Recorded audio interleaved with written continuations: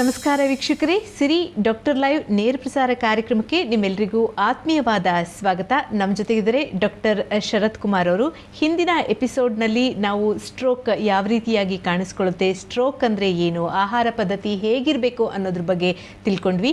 ಇವತ್ತಿನ ಎಪಿಸೋಡ್ನಲ್ಲಿ ಈಗ ನಾವು ಈ ಒಂದು ಸ್ಟ್ರೋಕ್ಗೆ ಪರಿಹಾರಗಳೇನು, ಯಾವ ರೀತಿಯಾಗಿ ಸ್ಟ್ರೋಕ್ಗೆ ಟ್ರೀಟ್ಮೆಂಟನ್ನು ನೀಡ್ತಾರೆ ಅನ್ನೋದ್ರ ಬಗ್ಗೆ ತಿಳ್ಕೊಳ್ಳೋಣ ಬನ್ನಿ. ಡಾಕ್ಟರ್, ಈಗ ಸ್ಟ್ರೋಕ್ಗೆ ಯಾವ ರೀತಿ ಟ್ರೀಟ್ಮೆಂಟ್ ನೀಡ್ತೀರಾ, ಅಂದರೆ ಎಷ್ಟು ದಿನಗಳು ಆಗಬಹುದು ಅಂತ? ಭಾಳ ಮುಖ್ಯ ಇದರಲ್ಲಿ. ಸ್ಟ್ರೋಕಿಗೆ ಈಗ ಒಂದು ನಾನು ಹೇಳಿದ ಹಾಗೆ ಎರಡು ರೀತಿ ಟ್ರೀಟ್ಮೆಂಟ್ ಇದೆ. ಒಂದು ಇಂಜೆಕ್ಷನ್ ಮುಖಾಂತರ, ಇದಕ್ಕೆ IV ಥ್ರಾಂಬೋಲೈಸಿಸ್ ಅಂತ ಕರಿತೇವೆ. ಇನ್ನೊಂದು ಭಾಳ ಮುಖ್ಯ, ಇದು ಆಧುನಿಕವಾದ ಟ್ರೀಟ್ಮೆಂಟ್, ಇದು ಇತ್ತೀಚೆಗೆ ಬಂದಿರುವಂಥದ್ದು ಕ್ಲಾಸ್ 1 ಟ್ರೀಟ್ಮೆಂಟ್ ಅಂತ. ಇದಕ್ಕೆ ನಾವು ಇಂಟರ್ವೆನ್ಷನ್ ನ್ಯೂರೋ ರೇಡಿಯಾಲಜಿ ಪ್ರಕಾರ ಟ್ರೀಟ್ ಮಾಡ್ತೇವೆ. ಇದಕ್ಕೆ ನಾವು ಕರೆಯುವಂಥ ಹೆಸರು ಏನಂದರೆ ಮೆಕ್ಯಾನಿಕಲ್ ಥ್ರಾಂಬೆಕ್ಟಮಿ ಅಂತ. ಈಗ ನಾನು ಆಗಲೇ ಹೇಳಿದಾಗೆ ಇಸ್ಕೆಮಿಕ್ ಸ್ಟ್ರೋಕ್, ರಕ್ತನಾಳ ಬ್ಲಾಕ್ ಆಗಿ ರಕ್ತಹೀನತೆಯಿಂದ, ರಕ್ತ ಸಂಚಲನೆ, ಎಬ್ಬು ಕಟ್ಟುವಿಕೆಯಿಂದ ಆಗಿರುವಂಥ ಸ್ಟ್ರೋಕ್ಗೆ ನಾವು ಈ ರೀತಿ ಮೆಕ್ಯಾನಿಕಲ್ ಥ್ರಾಂಬೆಕ್ಟಮಿಯಿಂದ ಟ್ರೀಟ್ ಮಾಡ್ಬೋದು. ಇದು ನಾವು ಇದರಲ್ಲಿ ಒಂದು ವಿಶೇಷತೆ ಏನಂತ ಅಂದರೆ, ನಾವು ತಲೆಯಲ್ಲಿ ಭಾಗದಲ್ಲಿ, ಅದು ತಲೆಯ ಪ್ರಾಬ್ಲಮ್, ಮಿದುಳಿನ ಪ್ರಾಬ್ಲಮ್, ಆದರೆ ನಾವು ತಲೆಯ ಭಾಗದಲ್ಲಿ ಯಾವುದನ್ನು ಕಟ್ ಮಾಡೋದಾಗಲಿ ಆಪ್ರೇಷನ್ ಮಾಡೋದಾಗಲಿ ಮಾಡೋದಿಲ್ಲ. ಒಂದು ತೊಡೆಯ ರಕ್ತನಾಳದ ಮುಖಾಂತರ ಒಂದು ಪಿನ್ ಹೋಲ್ ಸರ್ಜರಿ ಅಂತ ಹೇಳ್ಬೋದು. ನಾವು ಸ್ಕಾಲ್ಪೆಲ್ ಬ್ಲೇಡ್ ಕೂಡ ಯೂಸ್ ಮಾಡೋದಿಲ್ಲ. ಒಂದು IV ಲೈನ್ ಹೇಗೆ ಹಾಕ್ತೀವಿ ಅದೇ ರೀತಿ ಒಂದು ತೊಡೆಯ ರಕ್ತನಾಳ, ಫಿಮೋರಲ್ ಆರ್ಟ್ರಿ ಅಂತ ಇರ್ತದೆ, ಒಂದು ಮೇಜರ್ ರಕ್ತನಾಳ, ಅದರಲ್ಲಿ ಒಂದು ಪಿನ್ ಹಾಕಿ, ಅಲ್ಲಿ ಒಂದು ವಯರ್ ಹಾಕಿ, ಅದ್ರ ಮುಖಾಂತರ ಒಂದು ಚಿಕ್ಕ ಪೈಪನ್ನು ಕಳಿಸ್ತೇವೆ. ಈ ಪೈಪ್ ಅಂದರೆ ಕೆಥೆಟರ್ಸ್ ಅಂತ ಕರಿತೇವೆ. ಇದು ನೀವು ರೆನಾಲ್ಡ್ಸ್ ಪೆನ್ ನೋಡಿರ್ಬೋದು, ಅದ್ರ ರೀಫಿಲ್ ಗಾತ್ರದಲ್ಲಿ ಇರ್ತದೆ. ಇದನ್ನು ನಾವು ಇಮೇಜ್ ಗೈಡೆನ್ಸಿಂದ, ನಮ್ಮಲ್ಲಿ ಒಂದು ಕ್ಯಾತ್ ಲ್ಯಾಬ್ ಅಂತ ಒಂದು ಆಪ್ರೇಷನ್ ಥಿಯೇಟರ್ ಥರ ಇರ್ತದೆ, ಆ ಸ್ಟೆರೈಲ್ ಕಂಡೀಷನಲ್ಲಿ ನಾವು ಒಳಗಡೆ ಡ್ರೆಸ್ ಚೇಂಜ್ ಮಾಡಿಕೊಂಡು ಪೇಷಂಟ್ನ ಶಿಫ್ಟ್ ಮಾಡಿ ಆ ರೀತಿ ಒಂದು ಪೈಪನ್ನು ಮೆದುಳಿನವರೆಗೂ ತಗೊಂಡು ಹೋಗ್ತೀವಿ. ನಮಗೆ ಗೈಡೆನ್ಸ್ ಇರ್ತದೆ, ಅಲ್ಲಿ ಎಕ್ಸ್ರೇ ಮೆಷಿನ್ ಇರುತ್ತೆ, ನಮಗೆ ತೋರಿಸ್ತದೆ. ಆಲ್ರೆಡಿ ನನಗೆ ಗೊತ್ತು, CT ಸ್ಕ್ಯಾನ್ ಮಾಡಿದ್ದೇನೆ, MRI ಮಾಡಿದ್ದೇನೆ, ಯಾವ ಸೈಡ್ದ ರಕ್ತನಾಳ ಬ್ಲಾಕ್ ಆಗಿದೆ, ಎಲ್ಲಿ ತೊಂದರೆ ಇದೆ ಅಂತ ಗೊತ್ತು. ಅದನ್ನು ನಾಲೆಜ್ನ ಯೂಸ್ ಮಾಡಿಕೊಂಡು ನಾನು ಮೆದುಳಿನ ಎಲ್ಲಿ ರಕ್ತನಾಳ ಬ್ಲಾಕ್ ಆಗಿದೆ ಅಲ್ಲಿ ರಕ್ತನಾಳದ ಹತ್ರ ಹೋಗ್ತೇನೆ. ಅಲ್ಲಿ ಹೋಗಿ ಆ ರಕ್ತನಾಳನ್ನು ಸಕ್ ಮಾಡ್ಬೋದು ಚಿಕ್ಕ ಪೈಪ್ ಮುಖಾಂತರ. ಆ ಕ್ಲಾಟ್ನ ನಾವು ಹೇಗೆ ನೀವು ವ್ಯಾಕ್ಯೂಮ್ ಕ್ಲೀನರಲ್ಲಿ ಹೇಗೆ ಕಸವನ್ನು ತೆಗಿತೀರಲ್ಲ ಅದೇ ರೀತಿ ಕ್ಲಾಟನ್ನು ಕೂಡ ನಾವು ತೆಗಿಬೋದು. ಇನ್ನೊಂದು ಸ್ಟೆಂಟ್ ರಿಟ್ರೀವರ್ ಅಂತ ಇರ್ತದೆ, ನೋಡೋದಕ್ಕೆ ಸ್ಟೆಂಟ್ ಥರ ಇರ್ತದೆ. ಅದು ಆ ಕ್ಲಾಟನ್ನು ಹಿಡಿದಿಟ್ಕೊಳ್ತದೆ. ನಾವು ಆ 2 ನಿಮಿಷ 3 ನಿಮಿಷ ಆದರೆ ಅದನ್ನ ಗಟ್ಟಿಯಾಗಿ ಹಿಡಿದಿಟ್ಕೋತದೆ. ಆ ಕ್ಲಾಟ್ನ ನಾವು ಹೇಳಿದ್ರೆ ಆ ಡಿವೈಸು ಈಚೆ ಬರ್ತದೆ, ಆ ಕ್ಲಾಟನ್ನು ಈಚೆ ಬರ್ತದೆ. ಆಮೇಲೆ ಬ್ಲಡ್ ಸರ್ಕ್ಯುಲೇಷನ್ ಏನು ಮುಂದೆ ಹೋಗ್ತಾ ಇಲ್ಲ, ರೋಡ್ ಬ್ಲಾಕ್ ಆಗಿದೆ, ಆ ರೋಡ್ ಓಪನ್ ಆಗ್ತದೆ. ನಂತರ ನಿಮಗೆ ಗ್ಲೂಕೋಸ್, ಆಕ್ಸಿಜನ್ ಸರಳವಾಗಿ ಮೆದುಳಿಗೆ ಸಿಗ್ತದೆ. ಈ ರೀತಿ ಅದನ್ನು ಕೇವಲ ನಾವು ಒಂದು 15ರಿಂದ 20 ನಿಮಿಷದಲ್ಲಿ ಆ ಬ್ಲಡ್ ವೆಸಲ್ ಬ್ಲಾಕೇಜ್ನ ಕ್ಲಿಯರ್ ಮಾಡ್ಬೋದು ಈ ರೀತಿ ಟೆಕ್ನಿಕಲಿ. ಇದಕ್ಕೆ ನಾವು ಮೆಕ್ಯಾನಿಕಲ್ ಥ್ರಾಂಬೆಕ್ಟಮಿ ಅಂತಾರೆ. ಇದು ಒಂದು ಇಂಟರ್ವೆನ್ಷನ್ ನ್ಯೂರೋ ರೇಡಿಯಾಲಜಿಯ ಒಂದು ಆಧುನಿಕ ಚಿಕಿತ್ಸಾ ಶೈಲಿ ಅಂತಲೇ ಹೇಳ್ತೇನೆ. ಇದಕ್ಕೆ ಕ್ಲಾಸ್ 1 ಎವಿಡೆನ್ಸ್ ಅಂತ ಕರಿತೇವೆ. ಅಂದರೆ ಈಗ ಸ್ಟ್ರೋಕ್ ಅಂತ ಬಂದಾಗ ಚಿಕಿತ್ಸೆ ತುಂಬ ಕಾಸ್ಟ್ಲಿನಾ, ಅಥವಾ ಗೌರ್ಮೆಂಟ್ ಹಾಸ್ಪಿಟಲ್ನಲ್ಲಿ ಕೂಡ, ಯಾಕಂದರೆ ಬಡವ್ರಿಗೆ ಪ್ರೈವೇಟ್ ಹಾಸ್ಪಿಟಲ್ನಲ್ಲಿ ಸಾಧ್ಯ ಆಗಲ್ಲ. ಸೊ ಗೌರ್ಮೆಂಟ್ ಹಾಸ್ಪಿಟಲ್ನಲ್ಲೂ ಕೂಡ ನೀವು ಈಗ ಏನು ಹೇಳಿದ್ರಿ, ಈ ಎಲ್ಲ ಟ್ರೀಟ್ಮೆಂಟ್ ಕೂಡ ಲಭ್ಯ ಇದೆಯಾ, ಹೇಗೆ? ಹೌದು, ಒಳ್ಳೆಯ ಪ್ರಶ್ನೆ. ಇದು ಏನಾಗ್ತಾ ಇದೆ ಅಂತಂದರೆ, ಇದು ಒಂದು ಹೊಸ ಸ್ಪೆಷಾಲಿಟಿ ಆಗಿರೋದ್ರಿಂದ ಇದನ್ನು ನಾವು ಸರ್ಕಾರದಲ್ಲಿ ಅಡಾಪ್ಟ್ ಮಾಡ್ಕೊಳ್ಳೋಕ್ಕೆ ಸ್ವಲ್ಪ ಸಮಯ ತಗೋತದೆ. ಆದರೂ ದೊಡ್ಡ ದೊಡ್ಡ ನಗರ, ಬೆಂಗಳೂರು ಅಂತ ನಗರದಲ್ಲಿ ಲೈಕ್ ನಿಮಾನ್ಸ್ ಅಂತ ಒಂದು ಸರ್ಕಾರಿ ಇನ್ಸ್ಟಿಟ್ಯೂಷನ್ ಈ ಟ್ರೀಟ್ಮೆಂಟ್ನ ಕೊಡ್ತಾ ಇದೆ.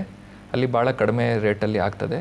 ಆದರೆ ಸರ್ಕಾರದಿಂದ ಈ ಡಿವೈಸಸ್ ನಾವು ಏನು ಯೂಸ್ ಮಾಡ್ತೇವಲ್ಲ, ನಾನು ಹೇಳಿದ ಹಾಗೆ ಆ ಸ್ಟೆಂಟ್ ಥರ ಅಥವಾ ಪೈಪ್ಗಳು, ಅದು ತುಂಬ ಕಾಸ್ಟ್ಲಿ. ಇದನ್ನೆಲ್ಲ ನಾವು ವೆಸ್ಟರ್ನ್ ಕಂಟ್ರಿಯಿಂದ ಇಂಪೋರ್ಟ್ ಮಾಡ್ಕೋತಾ ಇದ್ದೇವೆ.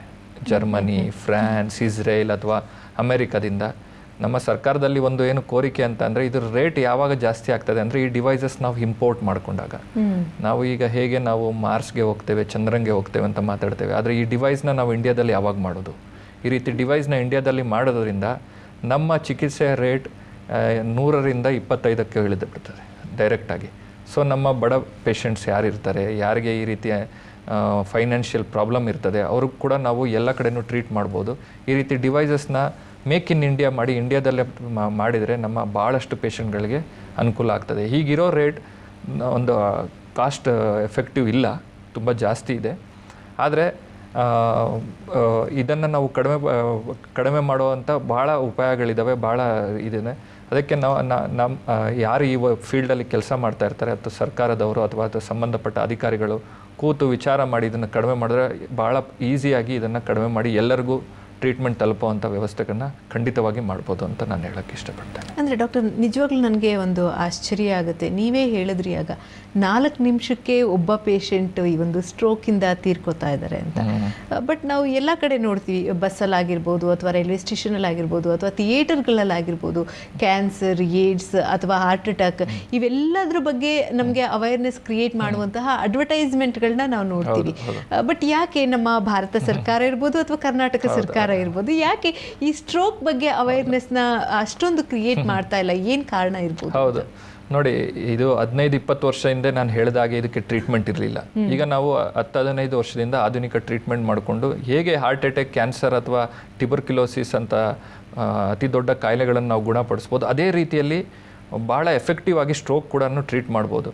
ನಮ್ಮಲ್ಲಿ ಸರ್ಕಾರದಲ್ಲಿ ಒಂದು ಕೋರಿಕೆ ಏನಂತ ಅಂದರೆ, ಪ್ರತಿ 4 ನಿಮಿಷಕ್ಕೆ ಒಂದು ಜೀವವನ್ನು ತಗೋತಿರುವಂಥ ಸ್ಟ್ರೋಕ್ ಕಾಯಿಲೆ, ಪ್ರತಿ 20 ಸೆಕೆಂಡ್ಸ್ಗೆ ಒಬ್ಬ ವ್ಯಕ್ತಿ ಸ್ಟ್ರೋಕಿಗೆ ತುತ್ತಾಗ್ತಾನೆ ಅಂದಾಗ ಈ ಕಾಯಿಲೆ ಬಗ್ಗೆ ನಾವು ಅತಿಯಾಗಿ ಮಾತಾಡಬೇಕಾಗ್ತದೆ, ಅದರ ಅವೇರ್ನೆಸ್ ಕ್ರಿಯೇಟ್ ಮಾಡಬೇಕಾಗ್ತದೆ.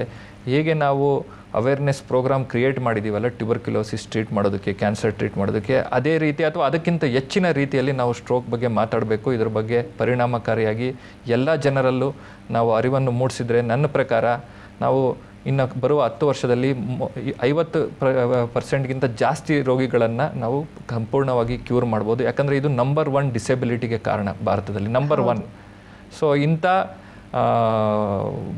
ದೊಡ್ಡ ಕಾಯಿಲೆ, ಒಂದು ಸಂಸಾರವನ್ನು ಒಡೆಯುವಂಥ ಕಾಯಿಲೆ ಅಂತಲೇ ಹೇಳ್ಬೋದು ನಾನು. ಅಂಥ ಕಾಯಿಲೆ ಬಗ್ಗೆ ನಾವು ಸರಿಯಾದ ಸಮಯದಲ್ಲಿ ಇದ್ದೇವೆ, ಸೂಕ್ತ ಸಮಯದಲ್ಲಿ ಇದ್ದೇವೆ. ಅದಕ್ಕೆ ಟ್ರೀಟ್ಮೆಂಟ್ ಕೂಡ ಬಂದಿದೆ. ಮೊದಲು ಇರಲಿಲ್ಲ, ನಾನು ಒಪ್ಕೋತೀನಿ. ಇವಾಗ ಟ್ರೀಟ್ಮೆಂಟ್ ಬಂದಿದೆ. ಇದು ಸರಿಯಾದ ಸಮಯ. ಸರ್ಕಾರ ಆಗಲಿ, NGOs ಆಗಲಿ, ಹೆಲ್ತ್ ಡಿಪಾರ್ಟ್ಮೆಂಟ್ಗಳಾಗಲಿ ಇದ್ರ ಬಗ್ಗೆ ಅವೇರ್ನೆಸ್ ಕ್ರಿಯೇಟ್ ಮಾಡಿ ಎತ್ತೆಚ್ಕೊಂಡು ಎಲ್ಲ ಸರ್ಕಾರಿ ಆಸ್ಪತ್ರೆಗಳು, ಎಲ್ಲ 200 ಕಿಲೋಮೀಟ್ರಿಗೆ ಒಂದು ಆಸ್ಪತ್ರೆ, ಸ್ಟ್ರೋಕ್ ರೆಡಿ ಹಾಸ್ಪಿಟಲ್, ಎಲ್ಲ ಜಿಲ್ಲಾ ಆಸ್ಪತ್ರೆಗಳನ್ನು ಸಶಕ್ತವಾಗಿ ಮಾಡಬೇಕು ಸ್ಟ್ರೋಕ್ ಟ್ರೀಟ್ ಮಾಡೋದಕ್ಕೆ ಅನ್ನೋದು ನಮ್ಮ ಎಲ್ಲ ಡಾಕ್ಟರ್ ಕಡೆಯಿಂದನೂ ಕೂಡ ಒಂದು ಕೋರಿಕೆ.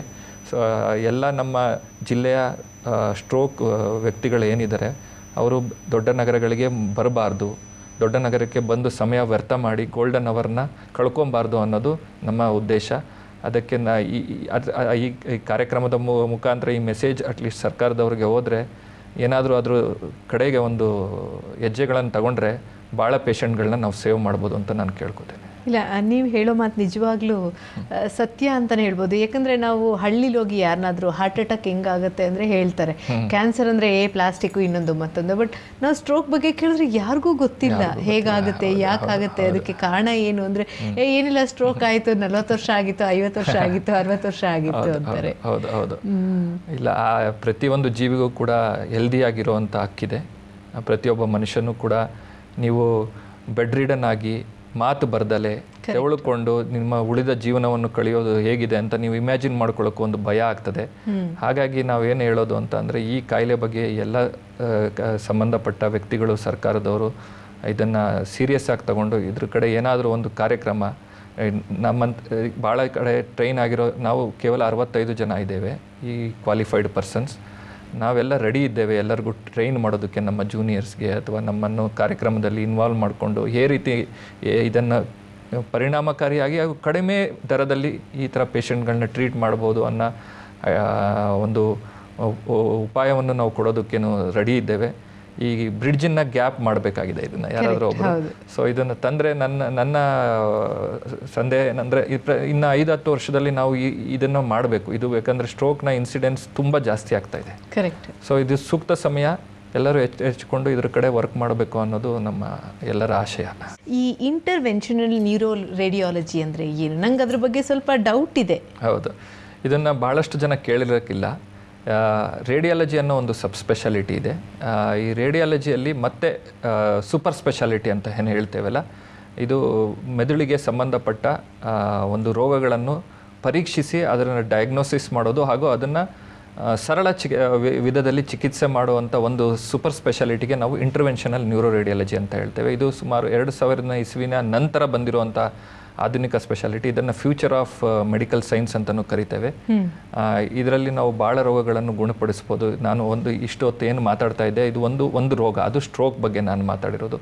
ಈ ರೀತಿ ಹಲವು ನರರೋಗಗಳಿಗೆ ಸಂಬಂಧಪಟ್ಟ ಅದರಲ್ಲೂ ನಾನು ಹೇಳಬೇಕು ಅಂತಂದರೆ ರಕ್ತನಾಳ ಸಂಬಂಧಪಟ್ಟ ಎಲ್ಲ ಮಿದುಳಿನ ರೋಗ, ಮೆದುಳು ಹಾಗೂ ಮೆದುಳಿನ ಬಳ್ಳಿ, ಸ್ಪೈನಲ್ ಕಾರ್ಡ್ ಅಂತ ಏನು ಕರಿತೇವೆ, ಇದಕ್ಕೆ ಸಂಬಂಧಪಟ್ಟ ಯಾವುದೇ ರಕ್ತನಾಳದ ದೋಷ ಇದ್ದರೂ without surgery, without open surgery, ಒಂದು ಚಿಕ್ಕ ಹೋಲ್ನ ಮುಖಾಂತರ, ಒಂದು ಪಿನ್ ಹೋಲ್ನ ಮುಖಾಂತರ ನಾವು ಆ ಜಾಗಕ್ಕೆ ತಲುಪಿ ಅದನ್ನು ಸರಿಪಡಿಸುವಂಥ ವಿಧಾನಕ್ಕೆ ಇಂಟರ್ವೆನ್ಷನ್ ನ್ಯೂರೋ ರೇಡಿಯಾಲಜಿ ಅಂತ ನಾವು ಕರಿತೇವೆ. ಅಂದರೆ ಈ ನರರೋಗಗಳಲ್ಲೂ ಕೂಡ ತುಂಬ ವಿಧಗಳಿವೆ. ಹೌದು. ಈಗ ನಾನು ಹೇಳಿದಾಗೆ ರಕ್ತನಾಳ ಬ್ಲಾಕ್ ಆಗಿ ಆಯಿತು, ಸ್ಟ್ರೋಕ್ ಆಯಿತು, ಹಾಗೆ ರಕ್ತನಾಳ ಒಡೆದು ಆಗುತ್ತಲ್ಲ, ಅದಕ್ಕೆ ಹೆಮೊರೇಜಿಕ್ ಸ್ಟ್ರೋಕ್ ಅಂತ ಕರಿತೇವೆ. ಇದರಲ್ಲಿ 2-3 ವಿಶಿಷ್ಟ ಕಾಯಿಲೆಗಳಿದ್ದಾವೆ. ನೀವು ಕೇಳಿರ್ಬೋದು ಬ್ರೈನ್ ಅನ್ಯೂರಿಸಮ್ ಅಂತ. ಬ್ರೈನ್ ಅನ್ಯೂರಿಸಮ್ ಅಂದರೆ ರಕ್ತನಾಳದ ಉಬ್ಬುವಿಕೆ, ರಕ್ತನಾಳದ ಒಂದು ಗುಳ್ಳೆ. ಅದು ಭಾಳಷ್ಟು ಜನ ಅದರಲ್ಲೂ ಹೆಣ್ಣು ಮಕ್ಕಳಲ್ಲಿ ರಕ್ತನಾಳ ಒಡೆದು ಮೆದುಳಿನ ಹೆಮೊರೇಜ್ ಆಗಿ ಬರ್ತಾರೆ. ಇದು ಒಂದು ಅಪಾಯಕಾರಿ ಕಾಯಿಲೆ. ಇದರಲ್ಲಿ 70% 80% ಜನ ಸಾವನ್ನಪ್ತಾರೆ ಈ ಥರ ಬ್ಲಸ್ಟ್ ಆದಾಗ.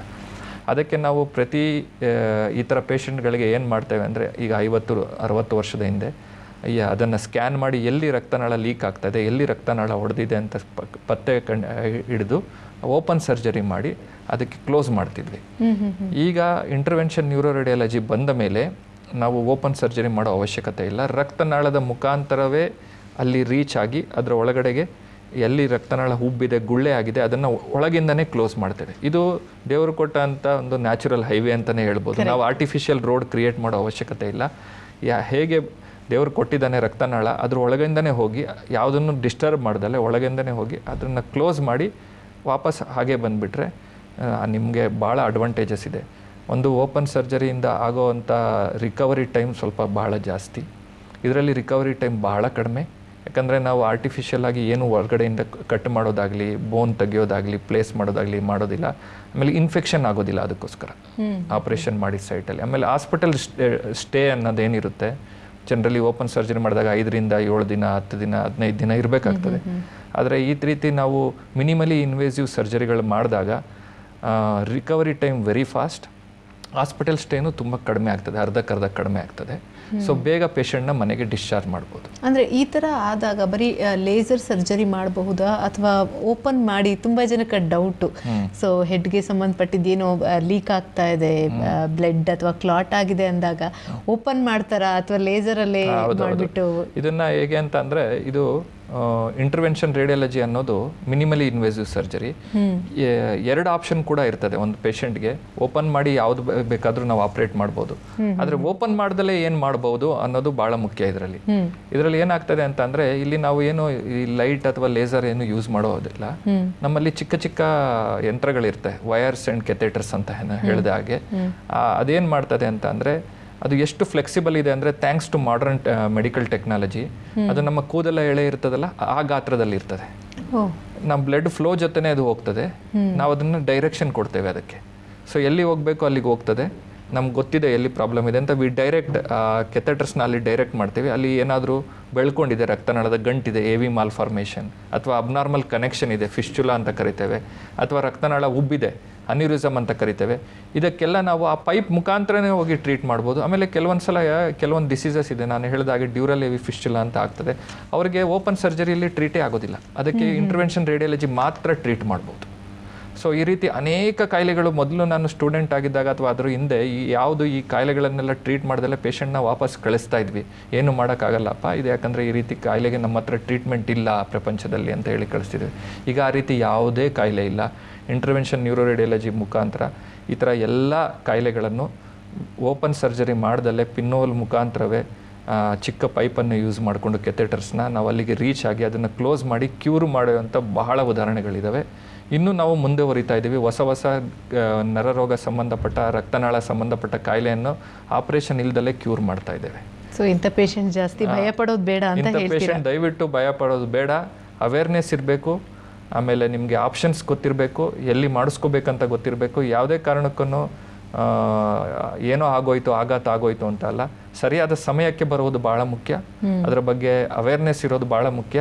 ಹಾಗೂ ನಿಮಗೆ ಕಾನ್ಫಿಡೆನ್ಸ್ ಬರಬೇಕು ಒಂದು ವೈದ್ಯಕೀಯ ಪದ್ಧತಿ ಮೇಲೆ. ಈಗೆಲ್ಲ ಎಲ್ಲರ ಹತ್ರನೂ ಇಂಟರ್ನೆಟ್ ಇದೆ, ಗೂಗಲ್ ಇದೆ, ನೀವು ಸರ್ಚ್ ಮಾಡಿದ್ರೆ ನಿಮಗೆಲ್ಲ ಸಿಗ್ತದೆ. ನಾನು ಅದನ್ನು ಮಾಡಬೇಕು ಅಂತ ನಾನು ರೆಕಮೆಂಡ್ ಮಾಡೋದಿಲ್ಲ. ನಿಮ್ಮ ಕಾನ್ಫಿಡೆನ್ಸ್ ಇಂಪ್ರೂವ್ ಆಗ್ತದೆ. ಬಟ್ ಆಧುನಿಕ ಮೆಡಿಕಲ್ ಟೆಕ್ನಾಲಜಿ ಮೇಲೆ ನಂಬಿಕೆ ಇರಬೇಕು. ಅದರಿಂದ ತುಂಬ ಜನಕ್ಕೆ ಹೆಲ್ಪ್ ಆಗ್ತಾ ಇದೆ. ಆ್ಯಂಡ್ ನೀವು ಇಮ್ಯಾಜಿನ್ ಹೂವನ್ನು ಮಾಡ್ಕೊಳ್ಳೋಕ್ಕಾಗೋದಿಲ್ಲ ಆ ರೀತಿಯಲ್ಲಿ ಈ speciality, this is the one medical speciality. ಎಲ್ಲ ಸ್ಪೆಷಾಲಿಟಿಗಿಂತ ಈ ಕಳೆದ 20 ವರ್ಷದಲ್ಲಿ 50-100 ಪಟ್ಟು ಜಾಸ್ತಿ ಬೆಳೆದಿದೆ. ಅಂದರೆ ಡಾಕ್ಟರ್ ಈ ರೀತಿ ಸರ್ಜರಿಗಳಾದಾಗ ಏನಾದರೂ ರಿಸ್ಟ್ರಿಕ್ಷನ್ಸ್ ಇದೆಯಾ? ಅಂದರೆ ಜಾಸ್ತಿ ಮಾತಾಡಬಾರ್ದು ಅಥವಾ ಜಾಸ್ತಿ ಕೆಲವರು ಟೀಚಿಂಗ್ ಪ್ರೊಫೆಷನಲ್ ಇರ್ತಾರೆ, ಕೆಲವರು ಬೇರೆ ಬೇರೆ ಕೆಲಸಗಳು ನೋಡಿ. ಈ ತರ ನಾವು ಇದು ಎಲ್ಲ ಮಾಡೋದು ಒಂದೇ ಉದ್ದೇಶ, ನೀವು ನಾರ್ಮಲ್ ಮೊದಲು ಹೇಗಿದ್ರಲ್ಲ ಅದೇ ರೀತಿ ಇರಬೇಕು ಅಂತ. ನಿಮ್ಮ ಆಹಾರ ಪದ್ಧತಿಯಲ್ಲಾಗಲಿ, ಜೀವನ ಶೈಲಿಯಲ್ಲಿ ಆಗಲಿ, ಅಥವಾ ನಿಮ್ಮ ಕೆಲಸದಲ್ಲಿ ನೀವೇನು ಪ್ರೊಫೆಷನಲ್ ಆಗಿ ಒಬ್ಬರು ಟೀಚರ್ ಆಗಿರ್ಬೋದು, ಒಬ್ರು ಮ್ಯೂಸಿಕ್ ಟೀಚರ್ ಆಗಿರ್ಬೋದು, ಡ್ಯಾನ್ಸರ್ ಆಗಿರ್ಬೋದು, ಆ್ಯಕ್ಟರ್ ಆಗಿರ್ಬೋದು, ಎಲ್ಲ ಪ್ರೊಫೆಷನ್ನು ನೀವು ಕಂಟಿನ್ಯೂ ಮಾಡ್ಬೋದು. ಯಾವುದೇ ರೀತಿ ರಿಸ್ಟ್ರಿಕ್ಷನ್ ಇಲ್ದಲೇ ಮಾಡ್ಬೋದು. ಸೊ ನೀವು ಕಾಯಿಲೆ ಬರೋಕ್ಕಿಂತ ಮೊದಲು ಹೇಗಿದ್ರಿ, ಕಾಯಿಲೆ ಕ್ಯೂರ್ ಆದ್ಮೇಲೂ ಕೂಡ ಹಾಗೆ ಇರ್ಬೋದು. ಅಂತ ಪರಿಸ್ಥಿತಿಯಲ್ಲಿ ನಾವು ಪೇಷಂಟ್ನ ವಾಪಸ್ ಕಳಿಸ್ಬೋದು. ಇದುವರೆಗೆ ನನ್ನ ಪೇಷಂಟ್ಗಾಗಲಿ, ನಮ್ಮ ಪೇಷಂಟ್ಗೆ ನಾವು ಏನು ಮೆಡಿಸಿನ್ ಕೊಟ್ಟಿರ್ತೀವಿ ಅದನ್ನು ಕರೆಕ್ಟಾಗಿ ತಗೊಳ್ಳಿ ಅಂತ ಹೇಳಿದ್ದೀವಿ ಹೊರತು ಯಾವುದೇ ರೀತಿಯ ರಿಸ್ಟ್ರಿಕ್ಷನ್ ಕೂಡ ಮಾಡಿಲ್ಲ. ಕೆಲವೊಂದು ಚಿಕ್ಕ ವಯಸ್ಕರರು ಟ್ರೀಟ್ಮೆಂಟ್ ಮಾಡಿಸ್ಕೊಂಡು ಅವರು ಮದುವೆ ಆಗಿ ಅವ್ರ ಮಕ್ಕಳಾಗಿ ಅವರು ತುಂಬ ಚೆನ್ನಾಗೇ ಇದ್ದಾರೆ. ಇದುವರೆಗೆ ಯಾವುದೇ ರೀತಿಯ ರಿಸ್ಟ್ರಿಕ್ಷನ್ ಇಲ್ಲ. ಇದು ಒಂದು ಅಡ್ವಾಂಟೇಜ್. ಮಿನಿಮಲಿ ಇನ್ವೆಸಿವ್ ಮಾಡಿ ಯಾವುದು ಸ್ಕಾರ್ ಇರೋದಿಲ್ಲ, ಯಾವ ಆಪ್ರೇಷನ್ ಇರೋದಿಲ್ಲ, ಕೇವಲ ಒಂದು ರಕ್ತನಾಳದ ಮುಖಾಂತರ ನೀವು ಮಾಡಿ ನಾವು ನೆಕ್ಸ್ಟ್ ಡೇನು ಡಿಸ್ಚಾರ್ಜ್ ಮಾಡಿದಂಥ ಭಾಳ ಉದಾಹರಣೆಗಳು ಕೂಡ ಇದ್ದಾವೆ. ಓಕೆ ಡಾಕ್ಟರ್, ಇತ್ತೀಚೆಗೆ ನಾನು ತುಂಬ ದೊಡ್ಡ ದೊಡ್ಡ ಹಾಸ್ಪಿಟಲ್ ಮುಂದೆ ನೋಡುವಂಥದ್ದು ರೋಬೋಟಿಕ್ ಸರ್ಜರಿ ಅಂತ ಹಾಕಿರ್ತಾರೆ. ಅಂದರೆ ಈ ರೋಬೋಟಿಕ್ ಸರ್ಜರಿ ಇಲ್ಲೂ ಕೂಡ ಯೂಸ್ ಆಗುತ್ತೆ ಅಂತ. ಈಗ 2 ವರ್ಷದ ಹಿಂದೆ ನ್ಯೂರೋ ಇಂಟರ್ವೆನ್ಷನ್ ಕೂಡ ರೋಬೋಟಿಕ್ ಸರ್ಜರಿ ಅನ್ನೋದು ಡಿಸ್ಕವರ್ ಆಗಿದೆ. ಈಗ ಕರೆಂಟ್ಲಿ ಕೆನಡಾ ಮತ್ತು ಅಮೆರಿಕದಲ್ಲಿ ಇದನ್ನು ಅಡಾಪ್ಟ್ ಮಾಡ್ಕೊಂಡಿದ್ದಾರೆ. ರೋಬೋಟಿಕ್ ಸರ್ಜರಿ ಅನ್ನೋದು ಆಗಲೇ ಆರ್ಥೋಪೆಡಿಕ್ಸ್ ಡಿಪಾರ್ಟ್ಮೆಂಟ್ ಆಗಲಿ, ಸರ್ಜಿಕಲ್ ಡಿಪಾರ್ಟ್ಮೆಂಟ್ ಆಗಲಿ, ಅಥವಾ ಬೇರೆ ಸ್ಪೆಷಾಲಿಟಿಗಳಲ್ಲಿ ಆಲ್ರೆಡಿ ಬಂದಿದೆ ಭಾರತ ದೇಶದಲ್ಲಿ. ಒಂದು ನ್ಯೂರೋ ಇಂಟರ್ವೆನ್ಷನಲ್ಲಿ ಕೂಡ ರೋಬೋಟಿಕ್ಸ್ ಭಾಳ ಆಧುನಿಕವಾಗಿ ಮುಂದುವರಿತಿದೆ. ಪ್ರಾಬಲಿ ನಾವು ಭಾರತ ದೇಶದಲ್ಲಿ ಇನ್ನು ನೆಕ್ಸ್ಟ್ 10 ವರ್ಷದಲ್ಲಿ ಕೂಡ ನೋಡಿದ್ರೆ ರೋಬೋಟಿಕ್ಸ್ ಕೂಡ ಈ ಫೀಲ್ಡಲ್ಲೂ ಬರ್ತದೆ ಅನ್ನೋ ಒಂದು ಸಂಖ್ಯೆಗಳು ಕಾಣಿಸ್ತಾ ಇದ್ದಾವೆ ನಮಗೆ. ಬಟ್ ಕರೆಂಟ್ಲಿ ನಾವು ಏನು ಭಾರತ ದೇಶದಲ್ಲಿ ಎಲ್ಲ ಮೆಡಿಕಲ್ ಫೆಸಿಲಿಟೀಸಲ್ಲೂ ಹೇಗೆ ವೆಸ್ಟರ್ನ್ ಅಥವಾ ಯುರೋಪಿಯನ್ ಕಂಟ್ರೀಸಲ್ಲಿದೆ ಆ ಲೆವೆಲ್ ಆಫ್ ಅಚೀವ್ಮೆಂಟ್ಸ್ ನಾವು ಕೂಡ ಇಲ್ಲಿ ಮಾಡಿದ್ದೇವೆ. ಸೊ ನಮ್ಮ ಡಾಕ್ಟರ್ಸ್ ಕೂಡ ಯಾವುದೇ ರೀತಿಯ ಹಿಂದೆ ಉಳಿದಿಲ್ಲ ಅನ್ನೋದಕ್ಕೆ ನಾನು ಹೇಳೋದಕ್ಕೆ ಇಷ್ಟಪಡ್ತೇನೆ. ನಮ್ಮ ಜೊತೆಗಿದ್ದಾರೆ ಶೇಷಾದ್ರಿಪುರಂ ಅಪೋಲೋ ಆಸ್ಪತ್ರೆಯ ಡಾಕ್ಟರ್ ಶರತ್ ಕುಮಾರ್. ಡಾಕ್ಟರ್, ಇದೊಂದು ಇಂಪಾರ್ಟೆಂಟ್ ಕ್ವಶನ್ ನನ್ನ ಕಡೆಯಿಂದ ಪರ್ಸ್ನಲ್ ಆಗಿ. ತುಂಬ ಜನ ಇವಾಗ ನಾನು ಬೇಗ ಸಣ್ಣ ಆಗ್ಬಿಡ್ಬೇಕಪ್ಪ, ಇನ್ನೊಂದು ತಿಂಗಳಲ್ಲಿ ನನ್ನ ಕಸಿನ್ ಮದುವೆ ಇದೆ ಅಂತನೋ ಅಥವಾ ಯಾವುದೋ ಫಂಕ್ಷನ್ ಇದೆ ಅಂತನೋ ನಾನು ಸಣ್ಣ ಆಗ್ಬಿಡ್ಬೇಕು. ಇನ್ನು ಕೆಲವರು ಇಲ್ಲ, ಎಲ್ಲರೂ ತುಂಬ ಸಣ್ಣ ಸಣ್ಣ ಅಂತಿದ್ದಾರೆ, ನಾನು ದಪ್ಪ ಆಗಿಬಿಡ್ಬೇಕು ಅಂತ. ಅವರು ಪ್ರೋಟೀನ್ ಪೌಡರ್ಗಳನ್ನ ತಗೋತಾರೋ ಅಥವಾ ಬೇರೆ ಏನಾದರೂ ಟ್ರೀಟ್ಮೆಂಟ್ಗಳನ್ನ ತಗೊಂಡು ಇತ್ತೀಚೆಗೆ ಸಣ್ಣ ಆಗುವಂಥದ್ದು ಅಥವಾ ದಪ್ಪ ಆಗುವಂಥದ್ದು ತುಂಬ ನಡೀತಾ ಇದೆ. ಸೊ ಇದರಿಂದ ಏನಾದರೂ ಸ್ಟ್ರೋಕ್ ಆಗುತ್ತಾ? ಟು ಬಿ ಸ್ಪೆಸಿಫಿಕ್ ಆಗಿ ಹೇಳಬೇಕು ಅಂತಂದರೆ, ನೀವು ಅತಿ ಕಡಿಮೆ ಸಮಯದಲ್ಲಿ ಅತಿ ಹೆಚ್ಚು ವ್ಯತ್ಯಾಸ ಕಂಡ್ಕೋಬೇಕು ಅನ್ನೋ ನಿಮ್ಮ ಉದ್ದೇಶ ಇದೆ. ಈ ರೀತಿ ಮಾಡೋದ್ರಿಂದ ನಮ್ಮ ಆರೋಗ್ಯದಲ್ಲಿ ಭಾಳ ಏರುಪೇರಾಗ್ತದೆ. ನೀವು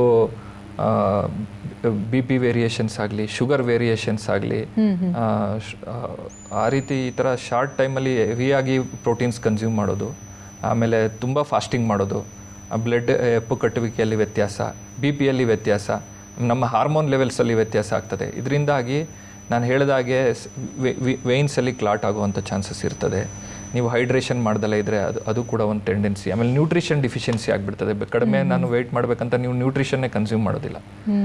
ಆವಾಗ ಏನಾಗ್ತದೆ, ನಿಮ್ಮಲ್ಲಿ ಕ್ಲಾಟಿಂಗ್, ರಕ್ತ ಕ್ಲಾಟಿಂಗಲ್ಲಿ ವ್ಯತ್ಯಾಸ ಆಗ್ತದೆ. ಬೆದುಳು ಒಂದೇ ಅಲ್ಲ, ಹಾರ್ಟಲ್ಲೂ ಕೂಡ ಅಥವಾ ಬೇರೆ ಅಂಗಾಂಗಗಳಲ್ಲೂ ಇದರ ಪರಿಣಾಮ ಕಾಣ್ತದೆ. ಆದಷ್ಟು ನಾವು ಒಂದು ಸೈಂಟಿಫಿಕ್ ಮೆಥಡಲ್ಲಿ ನಾವು ವೆಯ್ಟ್ ಲಾಸ್ ಅಥವಾ ವೆಯ್ಟ್ ಗೇನ್ ಮಾಡಬೇಕೇ ಹೊರತು ಅರ್ಜೆಂಟಲ್ಲಿ, ರ್ಯಾಪಿಡಲ್ಲಿ, ಶಾರ್ಟ್ಕಟ್ಟಲ್ಲಿ ಅಥವಾ ಪ್ರೋಟೀನ್ಸ್ ಅಥವಾ ಸಪ್ಲಿಮೆಂಟ್ಸ್ ಯೂಸ್ ಮಾಡಿಕೊಂಡು ಮಾಡೋದು ತುಂಬ ಹಾನಿಕರ ಶರೀರಕ್ಕೆ. ಇದನ್ನು ಅವಾಯ್ಡ್ ಮಾಡಿದ್ರೆ ಒಳ್ಳೆಯದು. ಯಾಕಂದರೆ ಸ್ಟ್ರೋಕ್ ಒಂದೇ ಅಲ್ಲ, ಸ್ಟ್ರೋಕ್ ರೀತಿಯ ಹಲವು ರಕ್ತನಾಳದ ವ್ಯವಸ್ಥೆ ಅಥವಾ ಬೇರೆ ಆರ್ಗನಲ್ಲಿರೋದು ಕೂಡ ಡ್ಯಾಮೇಜ್ ಆಗಿ ಆರೋಗ್ಯದಲ್ಲಿ ಏರುಪೇರಾಗುವಂಥ ಭಾಳ ಹೈ ಪ್ರೊಬಬಿಲಿಟಿ ಇರ್ತದೆ. ಇದನ್ನು ಆದಷ್ಟು ಅವಾಯ್ಡ್ ಮಾಡಿದ್ರೆ ನಮಗೆ ಒಳ್ಳೆಯದು. ಅಂದರೆ ಈ ಮಿಷಿನ್ಗಳಲ್ಲಿ ಸಣ್ಣ ಆಗುವಂಥದ್ದು ತುಂಬ ಮಾಡ್ತಾರೆ. ಒಂದು 5 ದಿನದಲ್ಲಿ 5 kg ಆಗಿಬಿಡ್ತಾರೆ ಅಂತ. ಹೆಂಗೆ ಸಾಧ್ಯ? ನಮ್ಗೆ ಕೆಲವೊಂದ್ಸಲ ಆಶ್ಚರ್ಯ ಅನ್ಸುತ್ತೆ. ಇಲ್ಲ, ಇದರಲ್ಲಿ ತುಂಬ ಆರೋಗ್ಯದ ಸಮಸ್ಯೆ ಆಗಿ ನಮ್ಮಲ್ಲಿ ಬಂದಿದ್ದಾರೆ. ಎಷ್ಟೊಂದು ಜನ vitamin B12, vitamin copper deficiency ಆಗಿ ಸ್ಪೈನಲ್ ಕಾರ್ಡಲ್ಲಿ ಡಿಮೈಲಿನೇಷನ್ ಅಂತ ಎಲ್ಲ ಆಗಿ ತುಂಬ ಬಂದಿದ್ದಾರೆ. ಆಮೇಲೆ ನಾವು ಅವ್ರಿಗೆ ಸರಿ ಮಾಡೋ ಅಷ್ಟರಲ್ಲಿ ಅವ್ರು ಎಷ್ಟು ಸಮಯ ತಗೊಂಡ್ರಲ್ಲ ಅದರ 10 ಪಟ್ಟು ಸಮಯ ಬೇಕಾಗ್ತದೆ ಮತ್ತೆ ರಿಕವರ್ ಆಗೋದಕ್ಕೆ. ಈ ರೀತಿ ದಯವಿಟ್ಟು ಮಾಡೋಕ್ಕೆ ಹೋಗಬೇಡಿ. ಶರೀರಕ್ಕೆ ಸೂಕ್ತ ಸಮಯ ಕೊಡಬೇಕಾಗ್ತದೆ. ಅದಕ್ಕೆ ನೀವು ಯಾವುದೇ ಆದ ವಿಪರೀತ ಕಂಡೀಷನ್ಸ್ಗೆ ಇದು ಮಾಡಿದ್ರೆ ಬಾಡಿ ಅಡಾಪ್ಟ್ ಆಗೋದಿಲ್ಲ. ನಮ್ಮ ಮೈಂಡಲ್ಲಿ ನಮ್ಮ ಅನಿಸಿಕೆಗಳಿದ್ದಾವೆ, ನಮ್ಮ ಆಶಾ ಆಕಾಂಕ್ಷೆಗಳಿದ್ದಾವೆ, ಆದರೆ ಅದಕ್ಕೆ ಸೂಕ್ತ ಸಮಯ ಅವರು ವೈಜ್ಞಾನಿಕವಾಗಿ ಮಾಡೋದು ಭಾಳ ಮುಖ್ಯ. ಇಲ್ಲ ಅಂತಂದರೆ ವಿಪರೀತ ಪರಿಣಾಮ ಆಗಿ ಶರೀರದ ಮೇಲೆ ತುಂಬ ತೊಂದರೆಗಳನ್ನು ನಾವು ನೋಡಿದ್ದೇವೆ. ಅದನ್ನು ನಾವು ಆ್ಯಸ್ ಎ ಡಾಕ್ಟರ್ ನಾನು ರೆಕಮೆಂಡ್ ಮಾಡೋದಕ್ಕೆ ಇಷ್ಟಪಡೋದಿಲ್ಲ. ಅಂದರೆ ಡಾಕ್ಟರ್, ತುಂಬ ಕಾಯಿಲೆಗಳಿಗೆ ಕಾರಣ ಪ್ರೋಟೀನ್ ಪೌಡರ್ ಅಂತ ಹೇಳ್ತೀವಿ, ಇದ್ರ ಬಗ್ಗೆ ನೀವೇನು ಹೇಳ್ತೀರಾ? ಈ ಪ್ರೋಟೀನ್ ಪೌಡ್ರಲ್ಲಿ ನಾವು ಎಷ್ಟೊಂದು ಸಲ ನಾವು ನೋಡಿದ್ದೇವೆ, ಅದನ್ನು ಸೈಂಟಿಫಿಕ್ ಆಗಿ ಪ್ರಿಪೇರ್ ಮಾಡಿರೋದಕ್ಕಿಂತ ಅನ್ಸೈಂಟಿಫಿಕ್ ಪ್ರೋಟೀನ್ ಪೌಡರ್ಸೇ ಕಮರ್ಷಿಯಲಿ ಜಾಸ್ತಿ ಅವೈಲೇಬಲ್. ಇದರಲ್ಲಿ ಎಷ್ಟು ಹೆವಿ ಪ್ರೋಟೀನ್ ಇರ್ತದೆ ಅಂತ ಅಂದರೆ ನಮ್ಮ ಬಾಡಿಯಲ್ಲಿ ಯೂರಿಕ್ ಆ್ಯಸಿಡ್ ಆಗಲಿ, ಯೂರಿಯಾ ಆಗಲಿ, ಕ್ರಿಯಾಟಿನ್ ಲೆವೆಲ್ಸ್ ಆಗಲಿ, ರೀನಲ್ ಫಂಕ್ಷನ್ ಇದೆಲ್ಲ ವಿಪರೀತವಾಗಿ ಹೇರ್ಬಿಡ್ತದೆ ಒಂದು ಸಲ. ಅದರಿಂದಾಗಿ ನಮಗೆ ಗೌಟ್ ಅಂತ ಒಂದು ಕಾಯಿಲೆ ಬರ್ತದೆ, ಜಾಯಿಂಟ್ಸಲ್ಲಿ ಜಾಯಿಂಟ್ ಪೇನ್ ಸ್ಟಾರ್ಟ್ ಆಗ್ತದೆ. ಆಮೇಲೆ ಎಲ್ಲ ಇನ್ಫ್ಲಮೇಷನ್ ಬಾಡಿಯಲ್ಲಿ ಜಾಸ್ತಿ ಆಗ್ತದೆ. ಇದರಿಂದಾಗಿ ತುಂಬ ಅನಾನುಕೂಲ ಆಗಿದೆ. ಇದರಿಂದಾಗಿ ನಮಗೆ ಕಿಡ್ನಿ ಮತ್ತು ಅದರ ಸಮಸ್ಯೆ ಆಗ್ತದೆ, ಬೇರೆ ರೀತಿ ಸಮಸ್ಯೆ ಆಗ್ತದೆ. ಇಂಡೈರೆಕ್ಟ್ಲಿ ಅದು ಬ್ರೈನ್ಗೆ ಎಫೆಕ್ಟ್ ಆಗ್ತದೆ ಹೊರತು ಡೈರೆಕ್ಟಾಗಿ ಸ್ಟ್ರೋಕ್ ಮಾಡೋದಿಲ್ಲ. ಬಟ್ ಬೇರೆ ಆರ್ಗನ್ಸ್ಗಳು ಯಾವುದು ನಮ್ಮ ಬ್ರೈನ್ನ ಸಪೋರ್ಟ್ ಮಾಡ್ತದಲ್ಲ ಆ ಆರ್ಗನ್ಸ್ಗೆ ಭಾಳ ತೊಂದರೆ ಆಗ್ತದೆ. ಸೊ ಅಲ್ಟಿಮೇಟ್ಲಿ ಈ ರೀತಿ ಎಕ್ಸೆಸಿವ್ ಪ್ರೋಟೀನ್ ಸಪ್ಲಿಮೆಂಟ್ಸ್ ಅಥವಾ ಸಡನ್ ವೆಯ್ಟ್ ಗೈನ್, ವೆಯ್ಟ್ ರಿಡಕ್ಷನ್ನ ಅವಾಯ್ಡ್ ಮಾಡಬೇಕು. ಒಂದು ಸಮಯ ತಗೋಬೇಕು. ಆ ಸಮಯದಲ್ಲಿ ಮಿತವ್ಯಯವಾಗಿ ಮಾಡಿದ್ರೆ ಭಾಳ ಒಳ್ಳೆಯದು ಅಂತ ನಾನು ಹೇಳ್ತೇನೆ. ಅಂದರೆ ತುಂಬ ಜನ ಈಗ ನಮಗೆ ತಲೆನೋವು ಬಂದರೆ ಪಕ್ಕದಲ್ಲಿ ಹಾಸ್ಪಿಟಲ್ ಇದೆ ಅಥವಾ ಪಕ್ಕದಲ್ಲಿ ಕ್ಲಿನಿಕ್ ಇದೆ ಅಂತ ಹೇಳ್ತೀವಿ, ಅಥವಾ ಇನ್ನೇನೋ ಒಂದು ಜ್ವರ ಬಂದರೆ ಪಕ್ಕದ ಕ್ಲಿನಿಕ್ ಹೋಗ್ತೀವಿ. ಬಟ್ ಸ್ಟ್ರೋಕ್ ಅಂತ ಆದರೆ ನಿಮ್ಮ ಪ್ರಕಾರ ಎಲ್ಲ ಜಿಲ್ಲಾಸ್ಪತ್ರೆಗಳಲ್ಲಿ ಅಥವಾ ತಾಲೂಕು ಆಸ್ಪತ್ರೆಗಳಲ್ಲಿ ಈ ಸ್ಟ್ರೋಕ್ಗೆ ಟ್ರೀಟ್ಮೆಂಟ್ ಇದೆಯಾ ಹೇಗೆ ಅಂತ? ಈಗ ಭಾಳ ಮುಖ್ಯವಾದ ಪ್ರಶ್ನೆ. ಯಾಕೆ ಅಂತ ಅಂದರೆ ನಾನು ಆಗಲೇ ಹೇಳಿದಾಗೆ ಪ್ರತಿ ಜಿಲ್ಲೆಗೆ ಒಂದು ಸ್ಟ್ರೋಕ್ ರೆಡಿ ಹಾಸ್ಪಿಟಲ್ ಇರಬೇಕು. ಆ ಸ್ಟ್ರೋಕ್ ರೆಡಿ ಹಾಸ್ಪಿಟಲಲ್ಲಿ ಎಲ್ಲ ಸೂಪರ್ ಸ್ಪೆಷಲಿಸ್ಟ್. ಇದು ಸರ್ಕಾರದವರು ಮನಸ್ಸು ಮಾಡಿದರೆ ಮಾತ್ರ ಆಗುವಂಥ ಪ್ರೋಗ್ರಾಮ್ ಇದು. ಯಾಕಂದರೆ ಇದು ಲಾರ್ಜ್ ಸ್ಕೇಲಲ್ಲಿ ಆಗಬೇಕು ದೇಶದಲ್ಲಿ ಮತ್ತು ರಾಜ್ಯದಲ್ಲಿ. ಪ್ರತಿ ಜಿಲ್ಲಾ ಆಸ್ಪತ್ರೆ ಇದೆ. ಆ ಪ್ರತಿ ಜಿಲ್ಲಾ ಆಸ್ಪತ್ರೆಯಲ್ಲಿ ಸ್ಪೆಷಲಿಸ್ಟ್ ಇಲ್ಲ. ಸ್ಪೆಷಲಿಸ್ಟ್ ಇದ್ದರೆ ಅವ್ರಿಗೆ ಬೇಕಾಗಿರೋ ಎಕ್ವಿಪ್ಮೆಂಟ್ಸ್ ಇಲ್ಲ ಡಯಾಗ್ನೋಸ್ ಮಾಡೋದಕ್ಕೆ ಮತ್ತು ಟ್ರೀಟ್ ಮಾಡೋದಕ್ಕೆ. ಈ ರೀತಿ ಎಕ್ವಿಪ್ಮೆಂಟ್ಸ್ ಮತ್ತು ಸ್ಪೆಷಲಿಸ್ಟ್ಗಳನ್ನ ಹಾಕಿ ಪ್ರತಿ ಜಿಲ್ಲೆಗೆ ಒಂದು ಸ್ಟ್ರೋಕ್ ರೆಡಿ ಹಾಸ್ಪಿಟಲ್ ಅಂತ ಮಾಡಬೇಕು. ಸರ್ಕಾರದವರು ನಮ್ಮ ಗಮನಕ್ಕೆ ಬಂದಿರೋದ ರೀತಿ ಏನಂತ ಅಂದರೆ ಒಂದು ಆ್ಯಪ್ನ ಕ್ರಿಯೇಟ್ ಮಾಡ್ತಾ ಇದ್ದಾರೆ. ಆ ಆ್ಯಪಲ್ಲಿ ನಿಮಗೆ ಸ್ಟ್ರೋಕ್ ಆದರೆ ನಿಮ್ಮ ಮನೆಯ ಅಕ್ಕಪಕ್ಕದಲ್ಲಿ ಯಾವುದು ಸ್ಟ್ರೋಕ್ ರೆಡಿ ಹಾಸ್ಪಿಟಲ್ ಇದೆ ಅಂತ ಅದು ತೋರಿಸ್ತದೆ. ಅಲ್ಲಿಗೆ ನೀವು ತಕ್ಷಣ ಕರ್ಕೊಂಡು ಹೋಗಬೇಕು.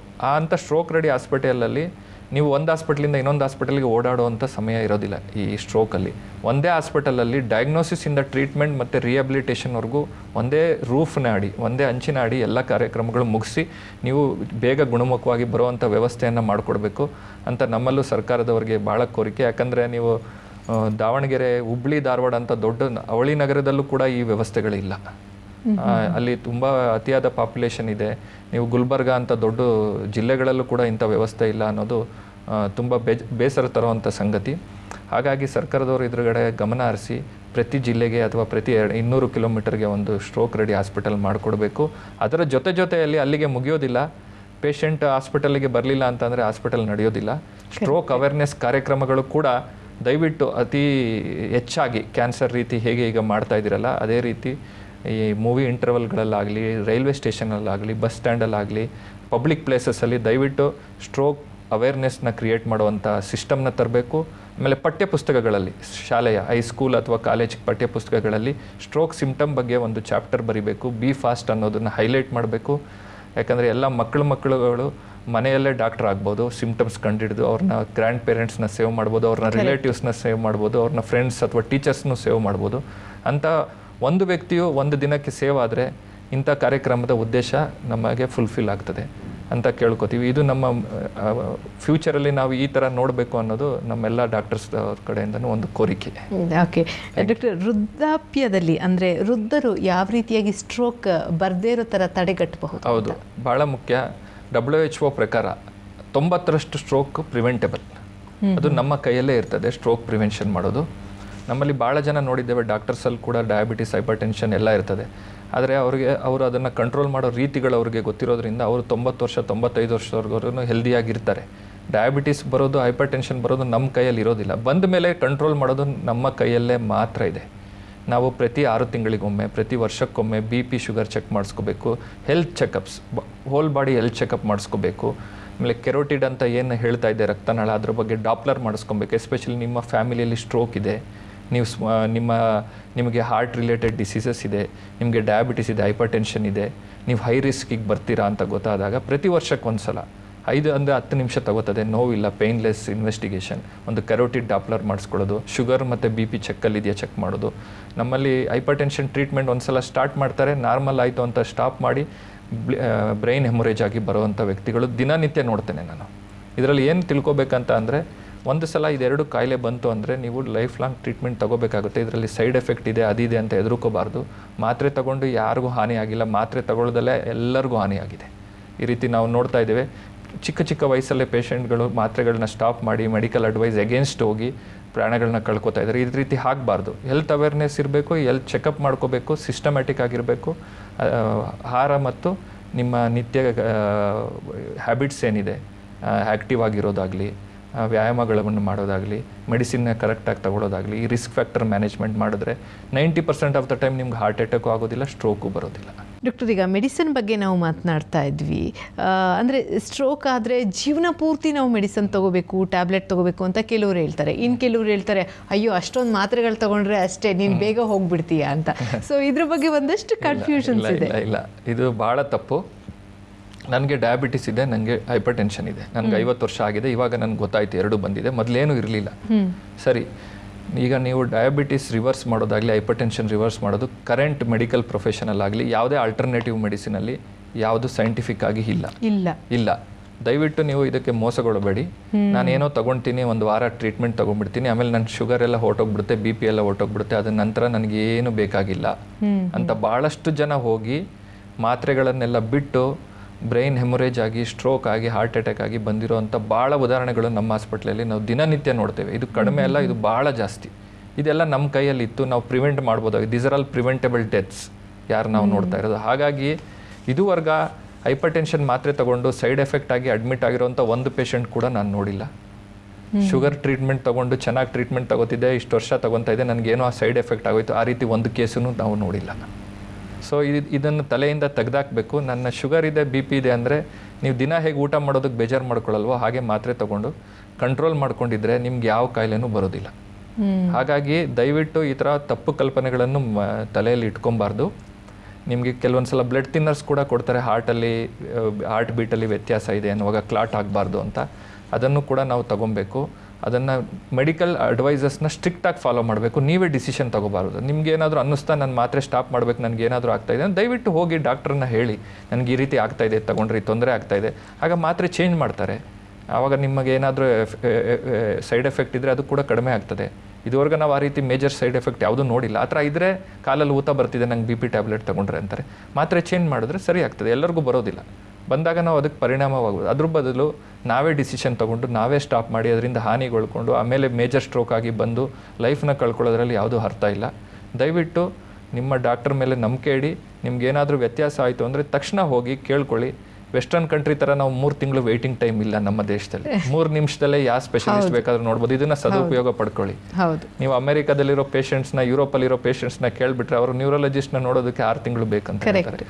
ಸೊ ಈ ರೀತಿ ಎಲ್ಲ facility at the cheapest cost in the world ಇರುವಾಗ ನಾವು ಈ ಥರ ಮೂಢನಂಬಿಕೆಗೆ ಬಿದ್ದು ನಮ್ಮ ಜೀವನವನ್ನು ಕಳ್ಕೊಳ್ಳೋದು ಏನೂ ಅರ್ಥ ಇಲ್ಲ ಅಂತ ನಾನು ಹೇಳೋದಕ್ಕೆ ಇಷ್ಟಪಡ್ತೇನೆ. ಓಕೆ ಡಾಕ್ಟರ್, ಈಗಿನ ಜೀವನ ಶೈಲಿಯಲ್ಲಿ ಒಂದು ಇಂಪಾರ್ಟೆಂಟ್ ಕ್ವಶನ್ನು. ತುಂಬ ಜನ ನಾವು ಇತ್ತೀಚೆಗೆ ನೋಡ್ತಾ ಇದ್ದೀವಿ, ನೀವು ಯಾವುದೇ ವಿಚಾರ ನೋಡಿ ಇನ್ಸ್ಟಾಗ್ರಾಮ್ ನೋಡಿಬಿಡ್ತಾರೆ, ಫೇಸ್ಬುಕ್ ನೋಡಿಬಿಡ್ತಾರೆ. ಫೇಸ್ಬುಕ್ಕಲ್ಲಿ ಯಾರೋ ಒಬ್ಬರು ಏನೋ ಒಂದು ಕಾಯಿಲೆ ಬಗ್ಗೆ ನೀವು ಇದನ್ನು ತಿನ್ನಿ ಸರಿ ಹೋಗ್ತೀರಾ, ನೀವು ಇದನ್ನು ತಗೊಳ್ಳಿ ಸರಿ ಹೋಗ್ತೀರಾ ಅಂತ, ಇದ್ರ ಬಗ್ಗೆ ಏನು ಹೇಳ್ತೀರಾ? ಸೋಷಿಯಲ್ ಮೀಡಿಯಾನ ನಾವು ಡಬಲ್ ಎಜ್ಡ್ ಸೋರ್ಡ್ ಅಂತಲೇ ಕರಿಬೇಕಾಗ್ತದೆ. ನಮಗೆ ಭಾಳ ಅತಿ ವೇಗದಲ್ಲಿ ನ್ಯೂಸ್ ಸಿಗ್ತದೆ, ನಮಗೆ ಅದೆಲ್ಲ ಐ ಅಗ್ರಿ. ಬಟ್ ನಿಮ್ಮ ಆರೋಗ್ಯಕ್ಕೆ ಸಂಬಂಧಪಟ್ಟ ವಿಷಯದಲ್ಲಿ ಯಾವತ್ತೂ ರಿಸ್ಕ್ ತಗೋಬೇಡಿ. ಯಾಕಂದರೆ ನಿಮ್ಗೆ 1 ಟೈಮ್ ಮಾತ್ರ ಸಿಗುತ್ತೆ, ಲೈಫ್ 2 ಚಾನ್ಸ್ ಕೊಡೋದಿಲ್ಲ. ದಯವಿಟ್ಟು ನೀವು ಏನೇ ನೋಡ್ತೀರಾ, ಏನೇ ನಂಬ್ತೀರಾ, ನಿಮಗೆ ಒಂದು ಫ್ಯಾಮಿಲಿ ಡಾಕ್ಟ್ರ್ ಅಂತ ಇಟ್ಕೊಳ್ಳಿ. ನಿಮ್ಗೆ ಏನಾದರೂ ಡೌಟ್ ಇತ್ತು ಅಥವಾ ನಿಮ್ಗೆ ಈ ಥರ ಕಂಡ್ರಿ, ಏನಾದರೂ ಸೋಷಿಯಲ್ ಮೀಡಿಯಾದಲ್ಲಿ ಹೇಳಿದ್ರಿ, ಯಾರೋ ನನಗೆ ಡಯಾಬಿಟಿಸ್ ಕ್ಯೂರ್ ಮಾಡಿದ್ರು, ನನಗೆ ಹೈಪರ್ ಟೆನ್ಷನ್ ಕ್ಯೂರ್ ಮಾಡಿದ್ರು, ನನ್ನ ಸ್ಟ್ರೋಕಿಗೆ ನಾನು ಯಾವುದೋ ಪ್ರಾಣಿಯನ್ನು ತಿಂದುಬಿಟ್ರೆ ನನ್ನ ಸ್ಟ್ರೋಕ್ ರಿವರ್ಸ್ ಆಗೋಯ್ತು ಅಂತ ಯಾರೋ ಹೇಳಿದ್ರು ಅಂದರೆ ದಯವಿಟ್ಟು ನಿಮ್ಮ ಡಾಕ್ಟ್ರ್ ಹತ್ರ ಹೋಗಿ ಇದನ್ನು 2ನೇ ಸಲ ಕನ್ಫರ್ಮ್ ಮಾಡ್ಕೊಳ್ಳಿ. ನಂಬಿಕೆ ಇಡಿ. ಆ ಸೋಷಿಯಲ್ ಮೀಡಿಯಾ ಬಲೆಗೆ ಸಿಕ್ಕಿ ಎಷ್ಟೊಂದು ಜನ ಭಾಳ ಪ್ರಾಣವನ್ನು ಕಳ್ಕೊಂಡಿದ್ದಾರೆ. ಹೆಲ್ತ್ ವಿಷಯದಲ್ಲಿ ಮಾತ್ರ ರಿಸ್ಕ್ ತೊಗೊಬೇಡಿ. ಬೇರೆ ವಿಷಯದಲ್ಲಿ ನೀವು ಪೊಲಿಟಿಕ್ಸ್ ಆಗಲಿ ಆ ಥರ ಅದರ್ ಇಶ್ಯೂಸಲ್ಲಿ ನೀವು ನಿಮ್ಮ ಎಂಟರ್ಟೈನ್ಮೆಂಟ್ಗೋಸ್ಕರ ಯೂಸ್ ಮಾಡ್ಕೋಬೇಕೇ ಹೊರತು ಹೆಲ್ತ್ ಸಂಬಂಧಪಟ್ಟ ಆರೋಗ್ಯ ಸಂಬಂಧಪಟ್ಟ ಕಾಯಿಲೆಯಲ್ಲಿ ದಯವಿಟ್ಟು ನೀವು ರಿಸ್ಕ್ ತೊಗೊಬಾರ್ದು. ನಿಮಗೆ ಎರಡನೇ ಚಾನ್ಸ್ ಲೈಫ್ ಯಾವತ್ತೂ ಕೊಡೋದಿಲ್ಲ. ನಿಮ್ಮ ಡಾಕ್ಟರ್ ಬಳಿಗೆ ಹೋಗಿ ನಿಮ್ಮ ಡೌಟ್ ಏನೇ ಇದ್ರೂ ಸಂಶಯವನ್ನು ಕ್ಲಿಯರ್ ಮಾಡ್ಕೊಳ್ಳಿ. ಅವರು ಹೇಳಿದ್ರೆ ಅಂದರೆ ನೀವು ದಯವಿಟ್ಟು ಅದನ್ನು ಫಾಲೋ ಮಾಡಿ. ಇಲ್ಲ ಅಂತಂದರೆ ದಯವಿಟ್ಟು ಎಕ್ಸ್ಪೆರಿಮೆಂಟ್ ಮಾಡೋಕ್ಕೆ ಹೋಗ್ಬೇಡಿ ಸೋಷಿಯಲ್ ಮೀಡಿಯಾ ಕೇಳಿ. ಇದರಿಂದ ಭಾಳ ಹಾನಿಯಾಗಿರುವಂಥ ಪ್ರತಿನಿತ್ಯದ ಉದಾಹರಣೆಗಳನ್ನ ನಾವು ದಿನ ನೋಡ್ತಾ ಇದ್ದೀವಿ. ಸೊ ಇದರಿಂದ ದಯವಿಟ್ಟು ದೂರ ಇರಬೇಕು ಅಂತ ನನ್ನ ಪರ್ಸನಲ್ ಅಡ್ವೈಸ್ ಅಂತಲೇ. ಅಂದರೆ ಆರೋಗ್ಯಕ್ಕೆ ಸಂಬಂಧಪಟ್ಟಂತೆ ಸರ್ಕಾರಿ ಟೋಲ್ ಫ್ರೀ ನಂಬರ್ಗಳನ್ನ ಬಳಸ್ಬೋದಾ ಡಾಕ್ಟರ್? ಹೌದು, ಸರ್ಕಾರಿ ಟೋಲ್ ಫ್ರೀ ನಂಬರ್ನ ದಯವಿಟ್ಟು ಯೂಸ್ ಮಾಡಿ. ನಿಮಗೆ ಪೇಷನ್ಸ್ ಇಟ್ಕೊಂಡು ಸಿಗಲಿಲ್ಲ ಅಂದ್ರೂ ಪರವಾಗಿಲ್ಲ, ನಿಮ್ಮ ಟೋಲ್ ಫ್ರೀ ಯೂಸ್ ಮಾಡಿಕೊಂಡು ಒಂದು 2-3 ಸಲ ಪ್ರಯತ್ನ ಮಾಡಿ ತಿಳ್ಕೊಳ್ಳಿ. ಈ ರೀತಿ ಹಿಂಗೆ ಆಗ್ತಾ ಇದೆ, ನನಗೆ ಈ ಥರ ಏನೋ ವಿಷಯ ಕೇಳಿ ಬಂದಿದ್ದೀನಿ, ನಾನು ಸ್ಟಾಪ್ ಮಾಡ್ಬೋದಾ, ಮೆಡಿಸಿನ್ ಸ್ಟಾಪ್ ಮಾಡ್ಬೋದಾ, ಇದನ್ನು ತೊಗೊಬೋದಾ ಈ ಥರ ಅಂತ ಅವ್ರ ಸಜೆಷನ್ನ ಫಾಲೋ ಮಾಡಿ. ನಿಮ್ಗೆ ಏನೇ ಡೌಟ್ ಇತ್ತು ಅಂದರೆ ಎನಿ ಕ್ಲಿನಿಕ್, ನಮ್ಮಲ್ಲಿ ಡಾಕ್ಟರ್ಸ್ಗಳಿಗೆ ಏನೂ ಕೊರತೆ ಇಲ್ಲ. ಯಾವುದೇ ಡಾಕ್ಟರ್ ಆಗಲಿ, ನಿಮ್ಮ ಫಿಸಿಷಿಯನ್ ಆಗಲಿ, ನಿಮ್ಮ ನ್ಯೂರಾಲಜಿಸ್ಟ್ ಆಗಲಿ, ದಯವಿಟ್ಟು ಹೋಗಿ 5 ನಿಮಿಷ ಸಮಯ ಕೊಡಿ, ಆಮೇಲೆ ಡಿಸಿಷನ್ ತಗೊಳ್ಳಿ. ಓಕೆ, ದುಡುಕು ಬೇಡಿ, ಯಾಕಂದರೆ ಎರಡನೇ ಚಾನ್ಸ್ ಸಿಗೋದಿಲ್ಲ ಪ್ರತಿ ಸಲ. ಓಕೆ, ಇನ್ನೊಂದು ಮುಖ್ಯವಾದ ಪ್ರಶ್ನೆ ಡಾಕ್ಟರ್, ಈಗ ತುಂಬ ಜನ ಸ್ಟ್ರೋಕ್ ಆಗಿರೋರು ಮೆಂಟಲಿ ಡಿಸ್ಟರ್ಬ್ ಆಗಿಬಿಡ್ತಾರೆ. ಅಂದರೆ ತುಂಬ ಆಕ್ಟಿವ್ ಆಗಿರ್ತಾರೆ, ತುಂಬ ಕೆಲಸಗಳನ್ನ ಮಾಡ್ತಾ ಇರ್ತಾರೆ, ತುಂಬ ಸಂಪಾದನೆ ಮಾಡ್ತಾ ಇರ್ತಾರೆ. ಸ್ಟ್ರೋಕ್ ಆದಮೇಲೆ ಇನ್ನೊಬ್ರ ಮೇಲೆ ಡಿಪೆಂಡ್ ಆಗಬೇಕು, ಅದು ಅಪ್ಪ ಅಮ್ಮನ ಮೇಲೆ ಆಗಿರ್ಬೋದು ಅಥವಾ ಮಕ್ಕಳ ಮೇಲೆ ಆಗಿರ್ಬೋದು. ಸೊ ಇಂಥವ್ರಿಗೆ ಏನು ಹೇಳೋದಕ್ಕೆ ಇಷ್ಟಪಡ್ತೀರಾ? ನೋಡಿ, ಅದಕ್ಕೆ ನಾನು ಸ್ಟ್ರೋಕನ್ನು ನಾನು ತುಂಬ ಸೀರಿಯಸ್ ಆಗಿ ತಗೊಳ್ಳೋದು. ಯಾಕೆಂತಂದರೆ ಅವರನ್ನು ಮಾನಸಿಕವಾಗಿ ಕುಗ್ಗಿಸ್ಬಿಡ್ತದೆ ಸ್ಟ್ರೋಕ್ ಅನ್ನೋದು. ಕೆಲವರಿಗೆ ಮನಸ್ಸಲ್ಲಿ ಇರ್ತದೆ, ನಾನು ಎಷ್ಟು ಚೆನ್ನಾಗಿದ್ದೆ, ಈಗ ನಾನೇ ಅವ್ರ ಮೇಲೆ ಡಿಪೆಂಡ್ ಆಗಿದ್ದೀನಲ್ಲ ಅಂತ ತುಂಬ ವೃದ್ಧರು ನಮ್ಮ ಹತ್ರ ಹೇಳ್ಕೊತಾರೆ. ಇಂಥವ್ರಿಗೆ ನಾವು ಪ್ರೊಫೆಷನಲ್ ಹೆಲ್ಪ್ ಅಂತ ತಗೋತೀವಿ. ಏನಂತ ಅಂದರೆ ನಮ್ಮಲ್ಲಿ ಈ ಕೌನ್ಸಿಲಿಂಗ್ ಮಾಡ್ತೀವಿ, ಸೈಕ್ಯಾಟ್ರಿ ಕೌನ್ಸಿಲಿಂಗ್ ಇರ್ತಾರಲ್ಲ, ಇದೇ ರೀತಿ ಕೌನ್ಸಿಲಿಂಗ್ ಮಾಡ್ತಾರೆ. ವೆಸ್ಟರ್ನ್ ಕಂಟ್ರೀಸಲ್ಲಿ ಇದು ಭಾಳ ಕಾಮನ್. ಪ್ರತಿಯೊಂದು ಸ್ಟ್ರೋಕ್ ಪೇಷಂಟ್ಸ್ಗೆ ನಾವು ಸೋಷಿಯಲ್ ವರ್ಕರಿಂದ ಕೌನ್ಸಿಲಿಂಗ್ ಮಾಡಿಸ್ತೇವೆ, ಸೈಕ್ಯಾಟ್ರಿಸ್ಟಿಂದ ಕೌನ್ಸಿಲಿಂಗ್ ಮಾಡಿಸ್ತೇವೆ. ಅವರಲ್ಲಿ ಕಾನ್ಫಿಡೆನ್ಸ್ ಬೂಸ್ಟ್ ಮಾಡುವಂಥ ವರ್ಡ್ಸ್ ಆಗಲಿ, ಅವ್ರಿಗೆ ಎಂಕರೇಜ್ ಮಾಡುವಂಥದ್ದು ಮಾಡಿ ಫ್ಯಾಮಿಲಿ ಕೌನ್ಸಿಲಿಂಗ್ ಮಾಡ್ತೇವೆ. ಹೇಗೆ ನಾವು ಫ್ಯಾಮಿಲಿ ಮತ್ತು ಪೇಷಂಟ್ಸ್ ಎಲ್ಲ ಸೇರಿ ಈ ಯುದ್ಧವನ್ನು ಗೆಲ್ಲಬೇಕು, ಯಾವ ರೀತಿ ಗೆಲ್ಲಬೇಕು, ಯಾವ ರೀತಿ ಸಪೋರ್ಟ್ ಮಾಡಬೇಕು, ಒಬ್ರಿಗೊಬ್ರು ಬೇಗ ಎಷ್ಟು ರಿಕವರ್ ಆಗುತ್ತೆ, ಎಂತೆಂಥ ಎಕ್ಸಾಂಪಲ್ಸ್ ಇದೆ ಅಂತ ತೋರಿಸಿ ಅವ್ರನ್ನ ಉತ್ತೇಜನಗೊಳಿಸೋದು ಭಾಳ ಮುಖ್ಯ. ಸ್ಟ್ರೋಕ್ ಟ್ರೀಟ್ಮೆಂಟ್ ಮಾಡೋದು ಎಷ್ಟು ಮುಖ್ಯನೋ ಅವರಲ್ಲಿ ಆತ್ಮವಿಶ್ವಾಸ ತುಂಬೋದು ಕೂಡ ಅಷ್ಟೇ ಮುಖ್ಯ ಅಂತ ನಾನು ಹೇಳ್ತೇನೆ. ಇದರದಕ್ಕೆ ಫೆಸಿಲಿಟಿ ಎಲ್ಲ ಹಾಸ್ಪಿಟಲಲ್ಲೂ ಇದೆ. ನಾವು ದಯವಿಟ್ಟು ಪ್ರತಿ ಸ್ಟ್ರೋಕ್ ಪೇಷಂಟ್ಸ್ ಕೂಡ ಫಾಲೋ ಅಪ್ಪಿಗೆ ಬರುವಾಗ ಅವರು ಚೇತರಿಸ್ಕೊಳ್ಳೋ ಟೈಮಲ್ಲಿ ಅವ್ರು ಕೇಳಬೇಕು, ನನಗೆ ಕೌನ್ಸಿಲಿಂಗ್ ಮಾಡುವಂಥ ಸೋಷಿಯಲ್ ಕೌನ್ಸಿಲಿಂಗ್ ಅಥವಾ ಸೈಕ್ಯಾಟ್ರಿಕ್ ಕೌನ್ಸಿಲಿಂಗ್ ಮಾಡುವಂಥ ನಮ್ಮ ವ್ಯಕ್ತಿಯ ಕಾಂಟ್ಯಾಕ್ಟ್ ನಂಬರ್ ಕೊಡಿ, ನಾವು ಅವ್ರ ಹತ್ರ ಕಾಂಟ್ಯಾಕ್ಟ್ ಮಾಡಿ ಅಂತ ಫ್ಯಾಮಿಲಿ ಮೆಂಬರ್ಸ್ ರಿಕ್ವೆಸ್ಟ್ ಮಾಡಿ ಒಂದೊಂದು ಸೆಷನ್ಸ್ ಆಗಲಿ 2-3 ಸೆಷನ್ಸ್ ಮಾಡಿಕೊಂಡ್ರೆ ಮುಂದೆ ಅವರು ಈ ಬ್ಯಾಟಲ್ನ ಈಸಿಯಾಗಿ ಗೆಲ್ಬೋದು, ಅವ್ರು ಕಾನ್ಫಿಡೆಂಟಿಂದ ಗೆಲ್ಬೋದು. ಇದನ್ನು ಸದುಪಯೋಗ ಪಡಿಸ್ಕೊಬೇಕು. ಭಾಳ ಒಳ್ಳೆಯ ಪ್ರಶ್ನೆ. ಸೊ ಫ್ಯಾಮಿಲಿ ಸಹಕಾರ ಬೇಕೇ ಬೇಕು. ಇದು ಎಲ್ಲರೂ ಸೇರಿ ಗೆಲ್ಲುವಂಥದ್ದು ಒಬ್ಬರು ವ್ಯಕ್ತಿಯಿಂದ ಆಗುವಂಥದ್ದಲ್ಲ. ಯಾಕಂದರೆ ಒಬ್ಬರಿಗೆ ಬಂದರೆ ಸಮಸ್ಯೆ ಎಲ್ಲರಿಗೂ ಹೇಗೆ ಎಫೆಕ್ಟ್ ಆಗ್ತದೆನಾ, ಆ ಎಲ್ಲರೂ ಅಫೆಕ್ಟೆಡ್ ಪೀಪಲ್ ಒಟ್ಟಿಗೆ ಬಂದು ಪೇಷಂಟಿಗೆ ಸಹಾಯ ಮಾಡಲಿಲ್ಲ ಅಂತಾರೆ ಇದರಿಂದ ಹೊರಗೆ ಬರೋದು ಭಾಳ ಕಷ್ಟ. ಡಾಕ್ಟರ್, ಎಲ್ರಿಗೂ ಒಂದು ಡೌಟ್ ಇದೆ, ಹೈ ಬಿ ಪಿ ಅಂದ್ರೇನು, ಲೋ ಬಿ ಪಿ ಅಂದ್ರೇನು? ಈ ಸ್ಟ್ರೋಕ್ ಆಗೋದಕ್ಕೆ ಲೋ ಬಿ ಪಿ ಕಾರಣನಾ ಅಥವಾ ಹೈ ಬಿ ಪಿ ಕಾರಣನಾ ಅಂತ? ಇದು ನಾನು ಕೂಡ ಭಾಳ ಜನ ಕೇಳ್ತೀನಿ. ಎಲ್ಲ ನನಗೆ ಲೋ ಬಿ ಪಿ ಇದೆ ಅಂತ ಹೇಳೋದು ಭಾಳ ಸಹಜ. ಇದರಲ್ಲಿ ಹೈ ಬಿ ಪಿ, ಹೈಪರ್ ಟೆನ್ಷನ್ ಅಥವಾ ಅತಿಯಾದ ರಕ್ತದ ಒತ್ತಡ ಅಂತ ಏನು ಹೇಳ್ತೇವಲ್ಲ, ಇದರಿಂದ ಸ್ಟ್ರೋಕ್ ಆಗ್ತದೆ. ಇದು ಯಾವ ರೀತಿ ಸ್ಟ್ರೋಕ್ ಆಗ್ತದೆ ಅಂತಂದರೆ ಹೆಮರೇಜಿಕ್ ಸ್ಟ್ರೋಕ್. ಚಿಕ್ಕ ವಯಸ್ಸಲ್ಲಿ ಹೈಪರ್ ಟೆನ್ಷನ್ ಡಯಾಗ್ನೋಸ್ ಆಯಿತು, ಟ್ರೀಟ್ಮೆಂಟ್ ತಗೋತಾ ಇದ್ದೆ, ಚೆಕ್ ಮಾಡಿಕೊಂಡೆ 2 months ಬಿಟ್ಟು ಸರಿ ಆಯಿತು. ಯಾಕಂದರೆ ಅವ್ರು ಮಾತ್ರೆ ತಗೋತಾ ಇದ್ದಾರೆ, ಅದಕ್ಕೆ ಸರಿ ಆಯಿತು. ಕರೆಕ್ಟ್. ಅದಕ್ಕೆ ನಾನು ಸರಿ ಆಯ್ತಲ್ಲ ಅಂತ ಮಾತ್ರೆ ಬಿಟ್ಬಿಟ್ಟೆ. ಇವಾಗ ನಂಗೆ ಸ್ಟ್ರೋಕ್ ಆಯಿತು, ನೋಡಿದ್ರೆ ಬಿ ಪಿ 220, 230 ಇತ್ತು. ಆಮೇಲೆ ಬ್ರೈನ್ ಹೆಮರೇಜ್ ಆಯಿತು, ರಕ್ತನಾಳ ಹೊಡ್ಕೊಂತು ಆ ಪ್ರೆಷರಲ್ಲಿ, ಅದಕ್ಕೆ ನಂಗೆ ಪ್ಯಾರಲೈಸ್ ಆಗಿದೆ ಅಂತ ಹೇಳ್ತಾರೆ. ಅತಿಯಾದ ರಕ್ತದ ಒತ್ತಡದಿಂದ ಸ್ಟ್ರೋಕ್ ಬಹಳ ಕಾಮನ್. ಅದರಲ್ಲೂ ಮೆದುಳಿನ ಹೆಮರೇಜ್, ಬ್ಲೀಡಿಂಗ್ ಆಗೋದು, ಪೈಪು ಬರ್ಸ್ಟ್ ಆಗಿ ಬ್ಲೀಡಿಂಗ್ ಆಗಿ ಪ್ಯಾರಲೈಸ್ ಆಗೋದು ವೆರಿ ಕಾಮನ್. ಇದರಲ್ಲಿ ನಾನು ನೋಡಿರೋ ಥರ 40-50 ವರ್ಷ ಇರುವಂಥ ವ್ಯಕ್ತಿಗಳೇ ಕಾಮನ್. ಅವರ ಪ್ರೈಮ್ ಏಜ್ ಅಂತ ಏನು ಕರಿತೇವೆ, ಯಾರು ಅವ್ರ ಮೇಲೆ ಭಾಳ ಜನ ಸ್ವಾವಲಂಬಿಗಳಿರ್ತಾರೆ, is a bread earner of the home, ಅವ್ರಿಗೆ ಸ್ಟ್ರೋಕ್ ಆಗಿಬಿಡ್ತದೆ. ಅದಕ್ಕೆ ನಾವು ದಿನ ನನಗೆ ಎಷ್ಟು ಬೇಜಾರಾಗ್ತದೆ ಅಂತಂದರೆ ಕೆಲವೊಂದು ಸಲ ಯಂಗ್ ಪೇಷಂಟ್ಸ್ 20-30 ವರ್ಷದವರು ಹೈಪರ್ ಟೆನ್ಷನ್ ಇದ್ದು ಅವರಾಗೆ ತನ್ನಷ್ಟಕ್ಕೆ ತಾನೇ ಸ್ಟಾಪ್ ಮಾಡಿಕೊಂಡು ಡಾಕ್ಟರ್ ಅಡ್ವೈಸ್ ಇಲ್ದಲೆ ಬ್ಲೀಡಿಂಗ್ ಆಗಿ ಬರ್ತಾರೆ. ಇದು ದಿನನಿತ್ಯ ನೋಡುವಂಥ ಸ್ಟೋರಿ. ಆಮೇಲೆ ಅದು ಮೇಯ್ನ್ ಕಾರಣ. ಸೆಕೆಂಡ್ ಪಾಯಿಂಟ್ ಹೇಳಿದಾಗೆ ನೀವು ಲೋ ಬಿ ಪಿ ಅನ್ನೋದು ಸ್ಟ್ರೋಕಿಗೆ ಸಂಬಂಧಪಟ್ಟಿದ್ದಲ್ಲ.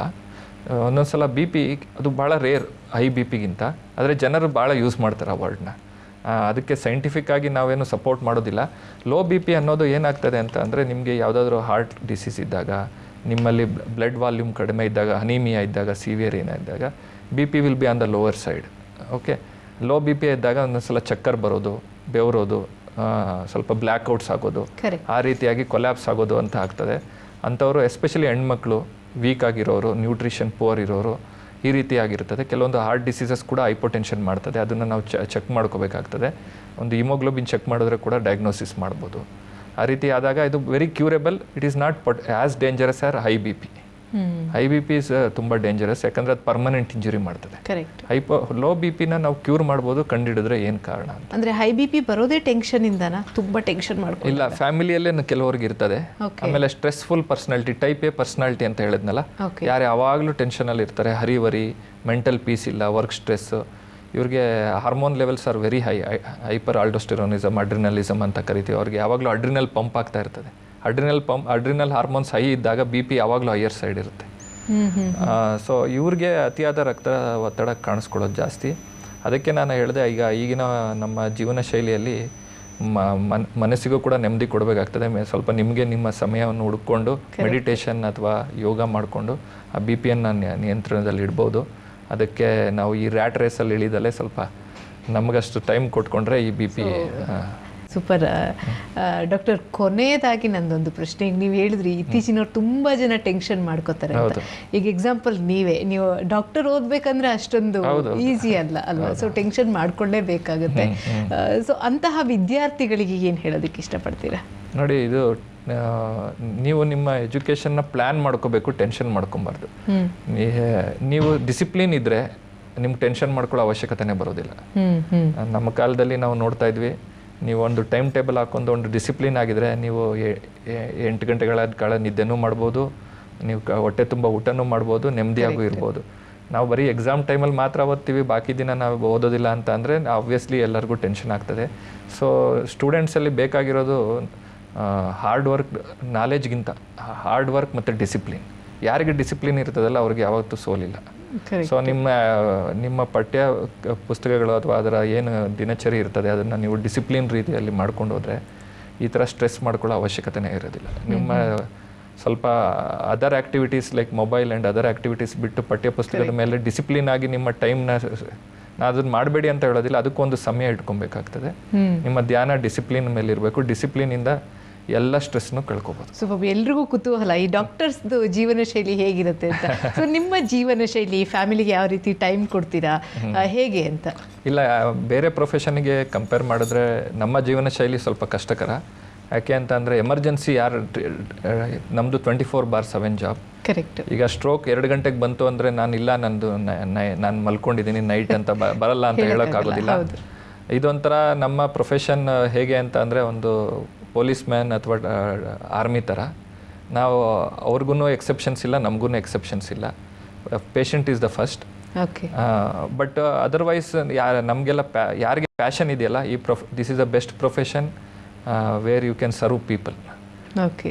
ಸೊ ಯಾರಿಗೆ ಪ್ಯಾಷನ್ ಇದೆ ಈ ಪ್ರೊಫೆಷನಲ್ಲಿ ನಾವು ತುಂಬ ಸೋಷಿಯಲ್ ಸರ್ವಿಸ್ ಮಾಡ್ಬೋದು, ತುಂಬ ಅವೇರ್ನೆಸ್ ಕ್ರಿಯೇಟ್ ಮಾಡ್ಬೋದು. ಸ್ವಲ್ಪ ಕ್ವಾಲಿಟಿ ಆಫ್ ಲೈಫ್ ಬೇರೆ ಕಂಪೇರ್ ಮಾಡಿದ್ರೆ ನಮಗೆ ವೀಕೆಂಡ್ ಹಾಲಿಡೇಸ್ ಇರೋದಿಲ್ಲ, ಗೌರ್ಮೆಂಟ್ ಹಾಲಿಡೇಸ್ ಇರೋದಿಲ್ಲ, ಟೈಮ್ ಟೇಬಲ್ ಇರೋದಿಲ್ಲ, ವಾಚ್ ಬಿಚ್ಚಿಟ್ಟು ಕೆಲಸ ಮಾಡಬೇಕಾಗ್ತದೆ, ವಾಚ್ ಹಾಕೊಂಡು ಕೆಲಸ ಮಾಡೋಕ್ಕಾಗೋದಿಲ್ಲ. ಬಟ್ ನಮಗೆ ಈ ಪ್ರೊಫೆಷನಲ್ಲಿ ತುಂಬ ಸ್ಯಾಟಿಸ್ಫ್ಯಾಕ್ಷನ್ ಇರೋದ್ರಿಂದ ಇದು ನ್ಯೂಟ್ರಲೈಸ್ ಆಗ್ತದೆ. ಸೂಪರ್ ಡಾಕ್ಟರ್, ಕೊನೆಯದಾಗಿ ನಮ್ಮ ವೀಕ್ಷಕರಿಗೆ ಏನು ಹೇಳೋದಕ್ಕೆ ಇಷ್ಟಪಡ್ತೀರಾ? ಕೊನೆಯದಾಗಿ ನಾನು ಏನು ಹೇಳಬೇಕು ಅಂದರೆ, it is the ignorance which kills, not the disease. Okay. ದಯವಿಟ್ಟು ನಿಮ್ಮ ಮೂಢನಂಬಿಕೆಗಳು ಇಂದ ಹೊರಗೆ ಬರಬೇಕು. ಆದಷ್ಟು ಈ ಸ್ಟ್ರೋಕ್ ಅಥವಾ ಸ್ಟ್ರೋಕ್ ರಿಲೇಟೆಡ್ ಕಾಯಿಲೆ ಬಗ್ಗೆ ಅರಿವು ಮೂಡಿಸ್ಕೊಳ್ಳಿ. ನಿಮ್ಮ ಅಕ್ಕಪಕ್ಕದವ್ರಿಗೆ ಕೂಡ ಅರಿವು ಮೂಡಿಸಿ, ನಿಮ್ಮ ಮಕ್ಕಳಿಗೂ ಕೂಡ ಕಲಿಸ್ಕೊಡಿ. ನಿಮ್ಮ ಸ್ಟ್ರೋಕ್ ಅಂದರೆ ಏನು, ಸ್ಟ್ರೋಕ್ ರೆಡಿ ಹಾಸ್ಪಿಟಲ್ ಅಂದರೆ ಏನು, ಗೋಲ್ಡನ್ ಅವರ್ ಕಾನ್ಸೆಪ್ಟ್ ಅಂದರೆ ಏನು. ಯಾವಾಗಲೂ ಸಮಯ ವ್ಯರ್ಥ ಮಾಡಬೇಡಿ. ನಿಮ್ಗೆ ಏನಾದರೂ ಸಣ್ಣ ಪುಟ್ಟ ಸಂಶಯ ಇದೆ, ಈ ಪೇಷಂಟ್ಗೆ ಸ್ಟ್ರೋಕ್ ಆಗ್ತಾ ಇದೆ ಅಂದರೆ ದಯವಿಟ್ಟು ಸ್ಟ್ರೋಕ್ ರೆಡಿ ಹಾಸ್ಪಿಟಲ್ಗೆ ಕರ್ಕೊಂಡೋಗಿ. ವೆಯ್ಟ್ ಮಾಡಬೇಡಿ, ಗೋಲ್ಡನ್ ಅವರ್ ಕಳ್ಕೊತೀರಾ. ಏನೂ ಇಲ್ಲ ಅಂದರೆ ನಾವು ಯಾವಾಗಲೂ ವಾಪಸ್ ಬರ್ಬೋದು. ಬಟ್ ಸ್ಟ್ರೋಕ್ ಇದ್ದರೆ ಅದು ಒಂದೇ ಚಾನ್ಸ್ ಪೇಷಂಟ್ಗೆ. ಅಂಥ ಗೋಲ್ಡನ್ ಆಪರ್ಚುನಿಟಿ ಮತ್ತು ಗೋಲ್ಡನ್ ಅವರ್ನ ದಯವಿಟ್ಟು ಕಳ್ಕೊಬೇಡಿ. ಎಲ್ಲರಿಗೂ ಅವೇರ್ನೆಸ್ ಮೂಡಿಸಿ, ಸರ್ಕಾರದವ್ರು ಕೂಡ ಇದ್ರ ಕಡೆ ಗಮನ ಹರಿಸ್ಬೇಕು ಅಂತ ನನ್ನಲ್ಲಿ ಒಂದು ಕೋರಿಕೆ. Thank you so much doctor. ನಿಜವಾಗ್ಲೂ ಖುಷಿ ಆಯಿತು. ನನಗೇನೆ ಸ್ಟ್ರೋಕ್ ಬಗ್ಗೆ ಇಷ್ಟೊಂದು ವಿಚಾರಗಳಿದೆ ಅಂತ ಗೊತ್ತಿರಲಿಲ್ಲ. ನಿಮ್ಮ ಬಿಡುವಿಲ್ಲದ ಸಮಯದಲ್ಲೂ ಕೂಡ ನಮ್ಮ ಸ್ಟುಡಿಯೋಗೆ ಬಂದು ಸ್ಟ್ರೋಕ್ ಬಗ್ಗೆ ಹಲವಾರು ವಿಷಯಗಳನ್ನ ತಿಳಿಸ್ಕೊಟ್ಟಿದ್ದೀರಾ. ಧನ್ಯವಾದಗಳು ನಿಮಗೆ. ಧನ್ಯವಾದಗಳು. ವೀಕ್ಷಕರೇ, ಇದಾಗಿತ್ತು ಇಂದಿನ ಸಿರಿ ಡಾಕ್ಟರ್ ಲೈವ್ ನೇರ ಪ್ರಸಾರ ಕಾರ್ಯಕ್ರಮ. ಮುಂದಿನ ಭಾಗದಲ್ಲಿ ಮತ್ತೊಮ್ಮೆ ಭೇಟಿಯಾಗೋಣ. ಅಲ್ಲಿವರೆಗೂ ನಮಸ್ಕಾರ.